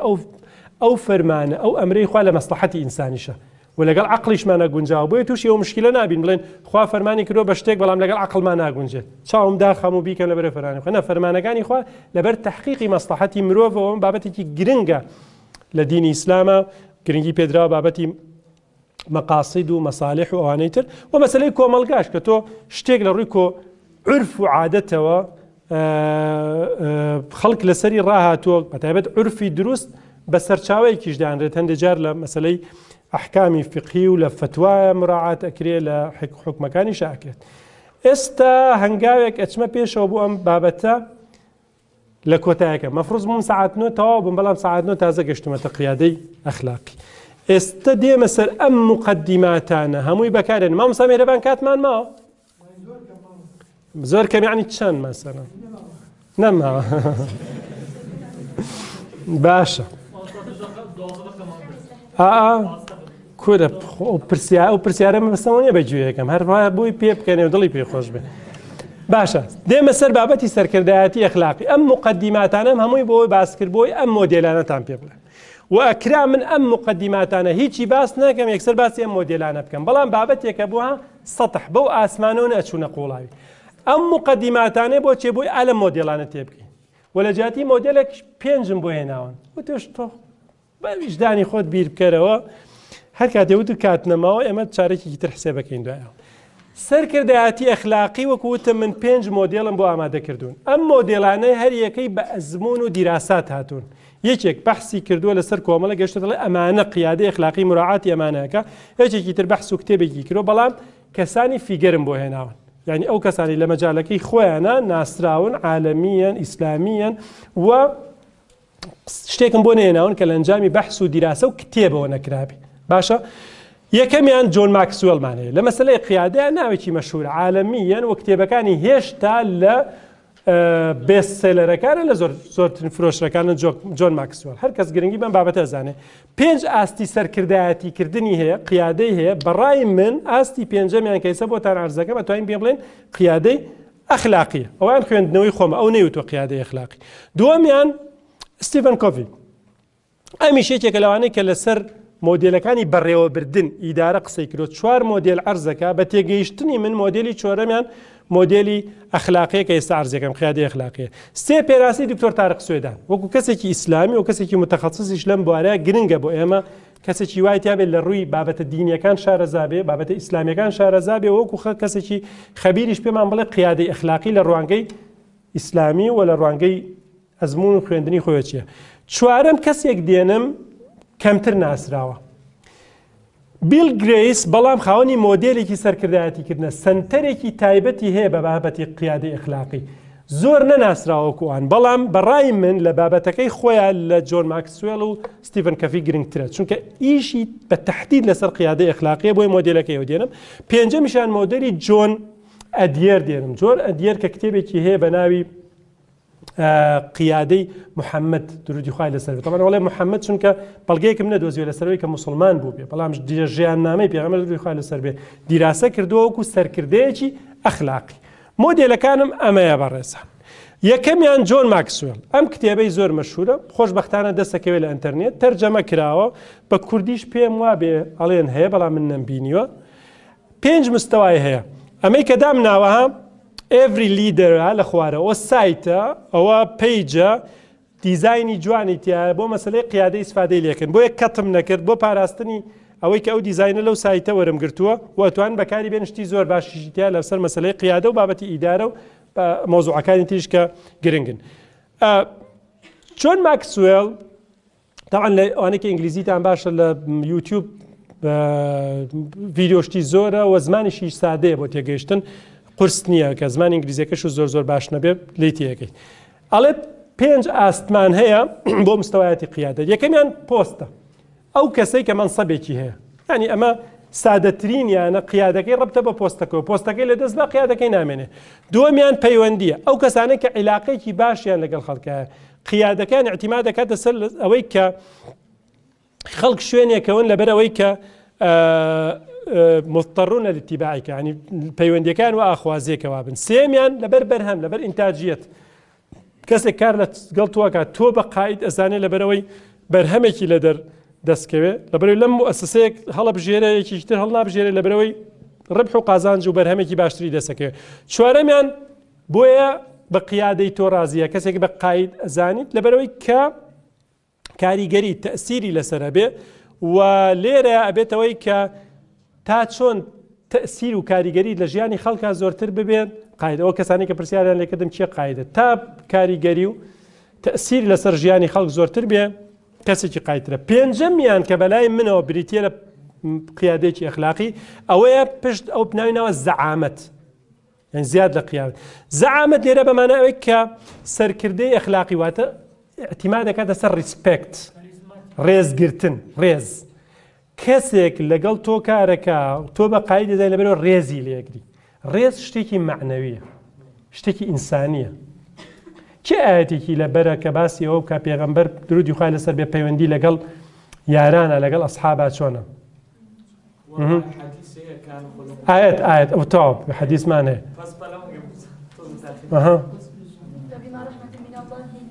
لنت لهم ولو كنت فظا غليظ القلب لانفضوا من حولك فبما رحمة من الله هذا سرچاوەکە شەرێگەڕێتەوە بۆ خوای گەورە فبما رحمة من الله لنت لهم لین و ڕێز و احترام و شتێک کە زۆر جێگەی تێبینیە جۆن ئەدیێریش باسی کرۆ دواتر دێم. پێغەمبەر درودی خوای لەسەر بێ بە شوێن کەوتوەکانی کە خۆیان بەخت ئەکرد لە پێناویە ناوی نەنابوون ئەتباع بۆ یەکەم جار زاهرەیەکە پیان ئەسحاب هاوڕێکانم یارانی من ئەسحابی سوحبەت شەرەفی سوحبەت هاوڕێتی هەر کەسێک پێغەمبەری خوایە هەڵبژاردەی خوایە لە ڕووی دینی و سوڵتەیەکی زۆر گەورەیە. بەڵام ئەم کەسە ئینسانانەی تر کە شوێن کەوتەی ئەوەن کە لە هەموو شتێکە ئەو بە قودوێزان پێڵەن هاوڕێکانم هاوڵەکانم ئەسحاب کەون بابەتە زتیا زۆر گرنگە مەسەلەی ریسپێکت. مۆدێلی دووەم ستیڤن کەڤیە. ئەم کتێبەی کە القیادە مرتكزة على مبادئ دیسان لە ئینتەرنێت دەسەکەوێت توانن داونلۆدی بکەن و یەکێک لە کتێبە باشەکانی ئەم کە لە ئەم پیاوە لە 32 لەدایک بوو 2012 وفاتی کرد و کتێبی تری زۆر بەوەی بینەکانی ناسراوە حەوت خووەکە و هەشتم و ئەوانی تر نامەوێت بچمە باسی بکەم چونکە هەر کەسێکی زیاتر لەوەی مەشهورە کرد کەسێک گرنگی بەم بابەتە نەزانێت. 4 مۆدێلی بەڕێوەبردنی هەیە سەیریکە زمانێکی ئەتوانم بڵێم تا حدێک ئەدەبی زمانێکی دینی زمانێکی بە تعبیری علمی زۆر نەختێک نازانس ینی بەکارهێناوە. ئەڵێ ئەم مۆدێلەیان اعتیماد دەکاتە سەر لایەنی ئابووری چۆن لە شوێنێک موچەیەکی باشم دەسەکەوێت. مۆدێلی ئیدارەکە ئەوەیە کە موچەی شوێنێک باشە اعتیمادکردنە سەر سەلەری لەسەر موچەل بۆ پڕکردنی معیدە کوێ پارەم زۆر دەسەکەوێت لەوێ کارەکە مۆدێلی بەڕێوەبردن. مۆدێلێکی دووەمانێ مۆدێلی دڵ هەر یەکێک ڕەمزی لە جستەی ئینسانە ئەندامێکی بەکارهێناوە قیمەتێکی ڕەمزی پێداوە سیمبۆلیک. ئەڵێ مۆدێلی دڵ بەمانای گەرم و گوڕی پەیوەندی مرۆیی ئەو عەلاقەتە ئینسانی کە هەیە کەسێک بە باشی مامەڵەم لەگەڵاکە بە شیاوی مامەڵەم لەگەڵاکە ئەمەیان کە بێتە پەیوەندیی گەرم و گوڕی پەیوەندی دڵ. مۆدێلی سێم مۆدێلی عەقڵە ئەوەی کە پشت بە توانە مرۆیەکان ئەبەستێت مەسەرەن باشترین شێوە بەکاربێن لە ڕووی عەقلی و ئەگەر من لەم مؤسسەیە کار بکەم تواناکانم بەڕێوە با تەدریبە بە باشترین شێوە بەگە لەو شوێنە دامەنێ کەسی گونجاو لە شوێنی گونجاو لە ڕووی عەقلیەوە لێکدانەوەی بۆ ئەەکەم ئەم مۆدێلە ئیدارەیە زۆرترین ئیدارەیەکی ڕاشناڵ یان عەقلیە. بەڵام مۆدێلێکی چوارەمی هەیە مۆدێلی ڕۆح یان مۆدێلی مرۆڤی متەکامل بەکارهێنن. ئەم کتێبەی پرانسیپ سنتەری يعني مبادئ لسنترايا القيادة المرتكزة على مبادئ برانسيبا كان دمويت كاريكي مانادار بكم هرمكي مازلوتان بيستوى بينجم تحقيقي ذات من أم كاريكم لبروي ماناداري خومي تيابين مو أو كساني كتمنيك تيبارينا نقر جياني إنسان بريزان إما تشلوان تيباران دو نازانم أميرا بانتو شويت يعني خۆرت لە 52 ساڵە چی ماڵ ئێمە چلمان تێپەڕاندۆ من بە تەحدید و 3 ڕۆژی ترە بم بە 46 ساڵ ئەگەر تەمەنی ئینسان دابەشکەین بۆ 3 باشە 20 ساڵی یەکەم 20 ساڵی دووهەم 20 ساڵی سێهەم بە حکمەوەی کەیسە من لە 20 ساڵی سێمە ئەگەیتە حەدێک لە ڕووی ئابووری لە ڕووی خوێندن لە ڕووی ماڵ و خێزان لە ڕووی زۆر شت ئەگەیتە حەدێکی تر قۆناغێکی تەمەنە بە دوای ئەو شتا ئەگەڕی کە دڵخوازی خۆتە کە تەحقیقی ذاتی خۆتەکە ئەو شتانە ئەنجامەدەی کە مانادارن لە ژیانی تۆیە بۆیە هەر بە ئینسان بە تەبیعەتی خۆی بە دوای ئەم شتاگەڕێ دین زۆر تەکی لەسەرماکاتەوە بابەتێکی گرنگمان هەیە the meaning of life مانای ژیان تکایە بەحسی لەسەر کە لەسەری بخوێنەوە ئینسانیمان بۆیە ئەم بابەتە بابەتێکی تەواو ئەخلاقیە بۆیە پێم وایە مۆدێلی چوارەمی ستیڤن کەڤی بابەتی قیادەی ئەخلاقیە کە باس لە تەرکیز لەسەر ماناکە مۆدێلی سێ مۆدێلی دکتۆر تارق سوێدانە تعریفەکەیمان بۆ قیادە کرد وخۆشی دێ تعریفی قیادەکە القدرة على تحريك الناس بەمە بەست ناسم بەکارهێنا لەو لە ئەتباع بۆی بزان هەردوو شەکە بەکارهێنێت دکتۆر تارق ئەڵێ ئەخلاق چییە بە تێگەیشتنی من پوختەی ئەمە ڤیدیۆیەکی کورتی هەیە لە یوتیوب بەتوان تەماشای بکەن چەند دقەیەک ئەم شتانە تیا کورت کردوێتەوە و محاضرێکی درێژیشی هەیە سەعات و شتێکە و دەورەیەکی ئەلکترۆنیشی هەیەیان تقریبن بە پارەیە بە فری نەمبینیوە هەرچە من لە ڕێگەی بەس بەڕێزێک و هەندێک محتەوایەتەکانی ئەوەی کە ڕێگە پێدراو بوو تەماشام کرد أخلاق هي مجموع قيم المجتمع على أخلاق ويك بين المجتمع كشيء بسنده بمعنى ديسكريبتيف كوري كرتو بمعنى فراوانك وقيم مجتمعش بشت بشيء بس المعايير السليمة التي تحكم السلوك قيمش بمعنى نورماتيف أما نتشوت مصطلح كان بوشي هذا بكار بينه والمعايير السليمة التي تحكم السلوك سلوكش هي الأقوال والأفعال كوتمان رفتار بريتي له بم تعرفها أجات ويلا قيادة أخلاقي القدرة على تحريك الناس أما كقيادة كبو نحو الهدف وفق المعايير السليمة التي تحكم السلوك بكردي كيشتكي نزيك لو ترجمة بكم سركرداتي أخلاقي بريتي لشي تواناي آراستكردني خلقة برو آمانج ببي أو بيورة دروستاني كرينمائي رفتاري مروفكن واتا عملية قيادة بروسي قيادة كردن ببي بيوري دروست كمعايرة أخلاقية كانن أو شتيك لباري أخلاق وتمان لباري كسي أخلاق من دوتمان لقل قيادة دمجي كي قيادة أخلاقية بودرتشه موديلي بيش كوتايمان كموديلكي بيل جريس أم سنترة براسي من بدواداتشون بوكر شتيكي جواني تقديم كردو بلام شرحي بيوستا أو كسي إيه بدواداتشون بوم بابا تبكا بيوستا أم شوار مصطلحة بوردي بخوينتو موديلكي بيالين 4 فيز شوار وشكا بحرفي في دس بيكن رنگا جوره تكلفي كدو بوي وشيك بدو زيتو بو اوي ها موديلكي مشهور بيالين موديلكي ترمان هي لقياديه اخلاقيه بيالين 5 بيز بيا برينسيبلز عفوا بينج مبدا دس بيكا اما بحرفي في داينا يا كمان بهايا فاليو قيم لتعريف كان انت شباس مان كلها بابتي اخلاقه ديدگار رؤيتي هي فيجنيكي هي وشر حكيتي فويسيك دنجك بو امل تعبير لامك خوماني تابينينو دفاع مان ليك برگري مان ليك وفضيلتي كسيك فضيلة بتشي او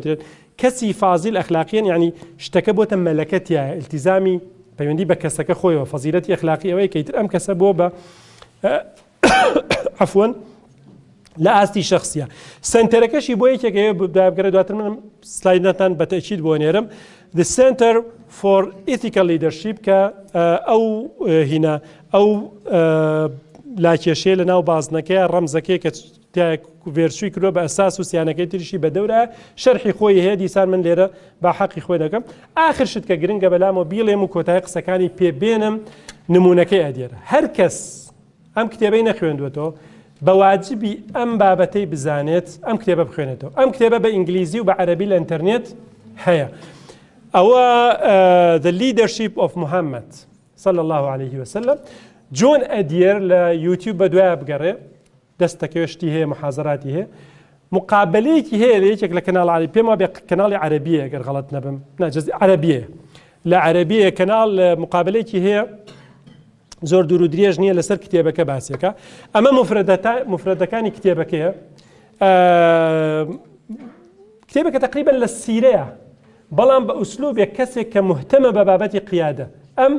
مختص و تایبەتمەندە لە مەسلەی قیادەیە سەرکردایەتیکردنا بەو ڕۆحێدە هاتووە مۆدێلی قیادەکردنی پێغەمبەر درودی خوای لەسەر بێت تێگەیشتنێکی ترت بۆ دروستەوێت لە بابەتەکانە ئەمە هینەکانی کتێبەکەیە فەهرەستەکەیەتی کە باسی هەر لە سەرەتاوە لە مەضاریبی بەنی سەعدەوە دێت پێغەمبەر وەکو کەسێک شوان هەموو پێغەمبەران شوانیان کردو هاتوو ئەم بابەتەی ئەو ئەخلاقیاتی کە لە کەسی شوانە هەیە قائد القافلە ئەو کاتێک کە پێغەمبەر صلی الله علیه و سلم لە تیجارەتە سەرکردەی قافلەکان بۆ کاروانەکان بۆ قاتین و الصحراء کە لەگەڵ خەڵکی سەحرایە و تعاملەکانی لەگەڵ ئەوانەیە محەممەد الئەمین ئەو قۆناغەی کە بۆ ناسراوە المشارەکە فی المەشەقە لەگەڵ پشیوی ئەبوو طالیب و غیری ئەوە باسەکە تەواضعی پێغەمبەر درودی خوای لەسەر بێ و تا فیلماتی شتێکی زۆر دێنێ لەم بابەتانە بە پێی مۆدێلەکەی جۆن ئەدێر بۆی قسەکانم کۆتایی بێنم بەم بابەتە گرنگە و من لە یوتیوبەکەی خۆم تقریبەن ئەم بابەتە گرنگێکی زۆرم پێداوە نیو سەعاتێک لە شوێنێک ئەم نەموزەجەی ئەم لەسەر قیادەی پێغەمبەر ئەگەر یەکێک ویستی ئەتوانێت بگەڕێتەوە بۆی لەوێ لە ئەکادیمیای بنیاد ساڵێک لە ڕەمەزانە بۆ شتێکمان تەقدیم کرد بە وردی چوومەتە سەر ئەم مەوزوعە ئەگەر یەکی ویستی ئەتوانێت بگەڕێتەوە بۆی جۆن ئەدێر ئەڵێ محەممەد صلی الله عليه وسلم قائیدێکە بە پێوەرە جیهانیەکان بەلای ئەوە سێ پێوەری زۆر گرنگی داناوە کەوا ئەکا پێغەمبەر درودی خوای لەسەر بێ قائیدێکی ئەخلاقی بێ بۆ ئێمە شتێکی گرنگە وەکو کەسانێکی ئیماندار کە چاومان وەلەکم فی رەسوول الله ئوسوەة حەسەنە وەکو قورئانە فەرمێ یەکەمیان بەدیهێنانی ئامانجەکان قائیدێکە کارەکە ئامانجەکانی ڕوونن لەو کاتانەی کە زۆرترین ئازار و مەشەقەت و ناڕەحەتی و حیساری هەیە ئەو چاوی لەسەر ئامانجەکانێتی هەرگیز چاوی لەسەر ئامانجەکانی لا نەبردووە لاواز نەبووە ناڕەحەتی چەشتووە بۆکو هاوڕێکانی وەکو هاوڵەکانی لەگەڵیانە بۆ لە برسێتیە لە شەڕەکانە لە ناڕەحەتیە هەندێک جار ئازاری زیاتری شەشتۆ لە هاوڵەکانی بەڵام چاوی لەسەر ئامانجەکانی لا نەبردەوە گەشتۆ بە ئامانجەکانی خۆی پێغەمبەر درودی خوای لەسەر بێ وەکو خاتەم لە پەیامی قورئانە ئاخوێنینەوە ئەو پێغەمبەرەیە کە زۆربەی شتەکانی کە پێغەمبەرەکانی تر لە ژیانی خۆیانە یان لە ڕیسالەتیانە نەیانتوانی بێ پێی بگەن یان بەشێک نەبوو بێ لە ئەرکی نبووەتیان پێغەمبەر درودی خوای لەسەر بێ لە هەموو بوارەکانە وەکو ئوسوەیەک بوارەکانی تەطبیق کردووە لە تیجارەتە لە سیاسەتە لە ژیانی شخصی خۆیان لە خێزانداریە لە قیادەی جەنگە لە فێرکردن و تعلیم و ینی بوارەکانی ژیانی هەموو فراوانە سەیری سیرە بکەیت دوو پاراستنی یەکپارچەیی هەمیشە ئامانجێکی هەیە وەکو قائیدێکی ئەخلاقی یەکپارچەیی یارانی بپارێزێ و ئەمە زۆر گرنگە تەنانەت ئەو نمونانەی کە پەیوەندی بە منافقەکانیشەوە هەیە ئەو نمونانەی کە پەیوەندی بە پاراستنی یەکپارچەیی مەدینەوە هەیە سەحیفەی مەدینە و لە هەموو بارودۆخەکانە و لە ڕاستیە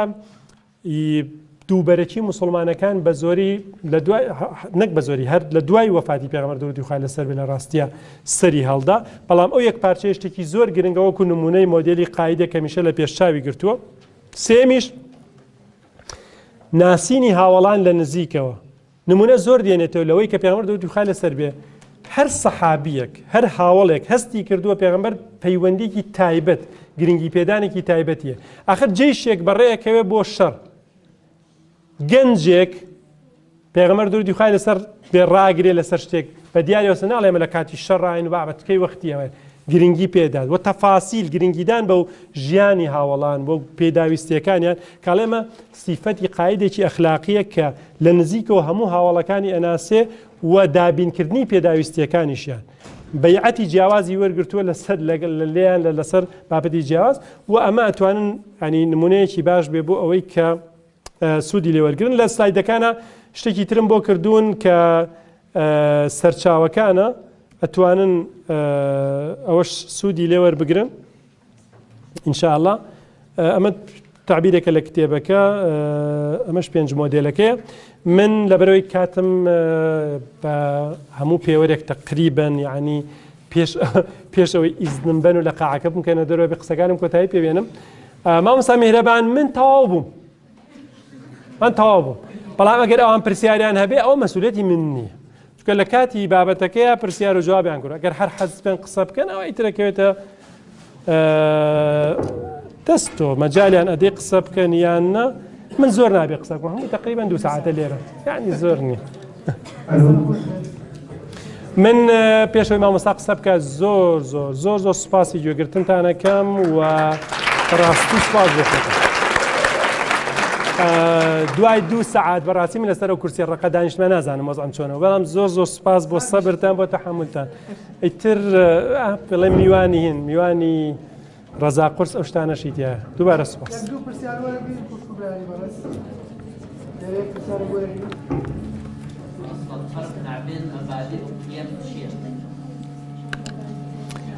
وڵا جا ئەوە نەختێک کاکە دوای سەرچاوت بۆ نێرم لەسەرەوە خەمنە کاکە تۆ ڕێبێ لەمە من سیرکەن بە ڕێزان تخوا مامۆستا لەکوێ بۆتان بنووسم ئەو ناوەی سەرەتاو پێما بێ ئەو ئەنوەر فەرەجەکەی کە دام نابوو بۆ ئەوەی ئەگەر هەر پرسیارێکتان هەبوو ئەمە بەشێکە یارمەتیمانەدا هەر پرسیارێکتان هەبوو بە من جواب بدرێتەوە ناوی چی ئەم شتە کۆفانە فەیسبوک و یوتیوب و تویتە هەموو شتێکم ئەو ئەنوەر فەرەجێ هەر کەسێک بەس کە ئەگەر نامەت نار بە مێسنجەر بڵێ من لەو خولا بەشدار بووم بابتان ناسمەوە هەر پرسیارێک بە لینک بوو بە کتێب بوو بە چی بتوانیم جوابتان بەمەوە ئەولەوێتێکتان هەیە بەس ئەو خۆت بناچێنێ بۆی بزانم لێرە بەشدار بووین بەسەر سەر و بەسەر چاوچیم لابێ بۆتانە نێر من لعنة الغرانية سرچا معروكة يعني يدخل الكمبيوتر معروكة مشكلة لمش كلها فرمو أنا بيستاذ كذا دكتور كان يبنيني بيرضا وخير أو خلقي كلا جوبا كلا ياخذ بيستاذ همية مزان يوم نجبو أوا موصى راس البكر خمامكي يعني أون ديستي دكام دەبینم هەموو ئەو دەستکەوتانە بەنیێنی دێوەتەوە هەندێک جار ئەندامەکانی سبەکەی خۆشیان پێی نازانم من ناڵم بۆ سەرکردەیەک بۆ خۆخێرێک شتێک دەکات تاشتێک دەکات بێ ماست بکە بەڵام ئایا کە ئەو شتەی ئەو دەستکەوتی کە پەیدای دەکات پەیوەندی بە کۆمەڵگا هەبێت ئایا پێویست نییە هەمومان بزانین بۆ خێر ئەو خەڵکانی کە لەگەڵ ئێمەشدانی کە حاشایە ئەوانەی ئێستا زۆربەی مرۆڤەکانی ئێستا عەقڵیان لە چاویاندایە ئاپویستنی ئەمە ینی بزانین من یەک جوابی گشتی بدەمەوە ئەو بابەتانەی گشتین ئەو ئەڵێ بەمایکەکەشت و تۆیش نەکە ئەو بابەتانەی گشتین یعنی لە ڕووی دینیەوە هیچ مشکلەیەکی تیان نییە یعنی ئەگەر هەر بە سەرف لە ڕووی دینیشەوە پرسیار بکەین ئەو بابەتانەی کە گشتین و ئینجازی گشتین ئەسڵەن باز بکرێ بە دەنگی بەس بۆی خەڵکیش تەشجیع بێ لەسەری ئیلا هەندێک شت هەیە تایبەتمەندی خۆیەتی کەسێک ئەوێ باسی نەکا بە یعنی ناتوانین زۆر بەڵام شتی گشتی و لەگەڵ گروپا بێ پەیوەندی بە گشتیەوە بێ هەر بە تەبیعەتی حاڵ ئاشکرایە ئاشکراشە بێ ئەسڵەن لەوانەیە باشتریش بێ هەندێک نصوصیشمانەیە تاکید لەسەرەوە کاتەوە کە کاری خێر بە ئیعلان بکرێ بۆی خەڵکی تریش چاوی لێ بکە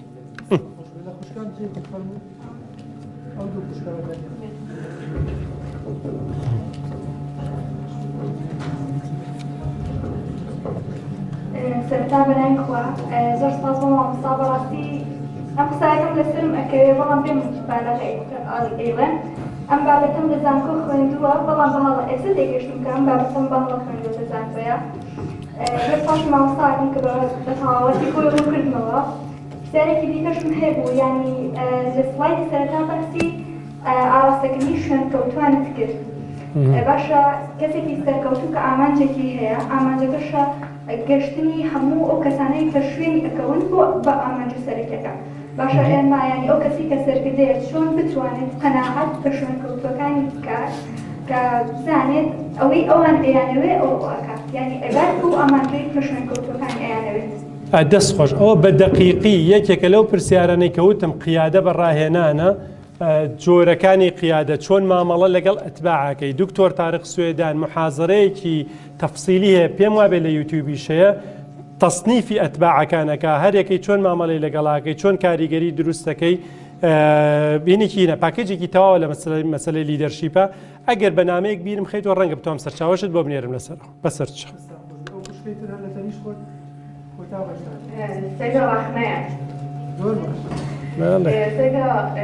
رحنا لو أجري على من؟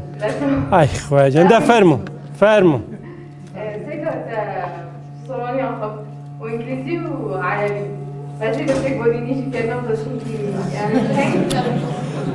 بۆ خودێ نەزانم بەس تێدگەم ینی من مشکلەی ئەومە تێگەم بەڵام ناتوانم قسە بکەم بەردەوامێکینا هاوڕێی بادینیم زۆر والله جا خەتای هاوڕێ بادینیەکان مەسە مەسەنێکێکی هاوڕێکی زۆر عزیزم دکتۆر سۆهیب ئامێدیە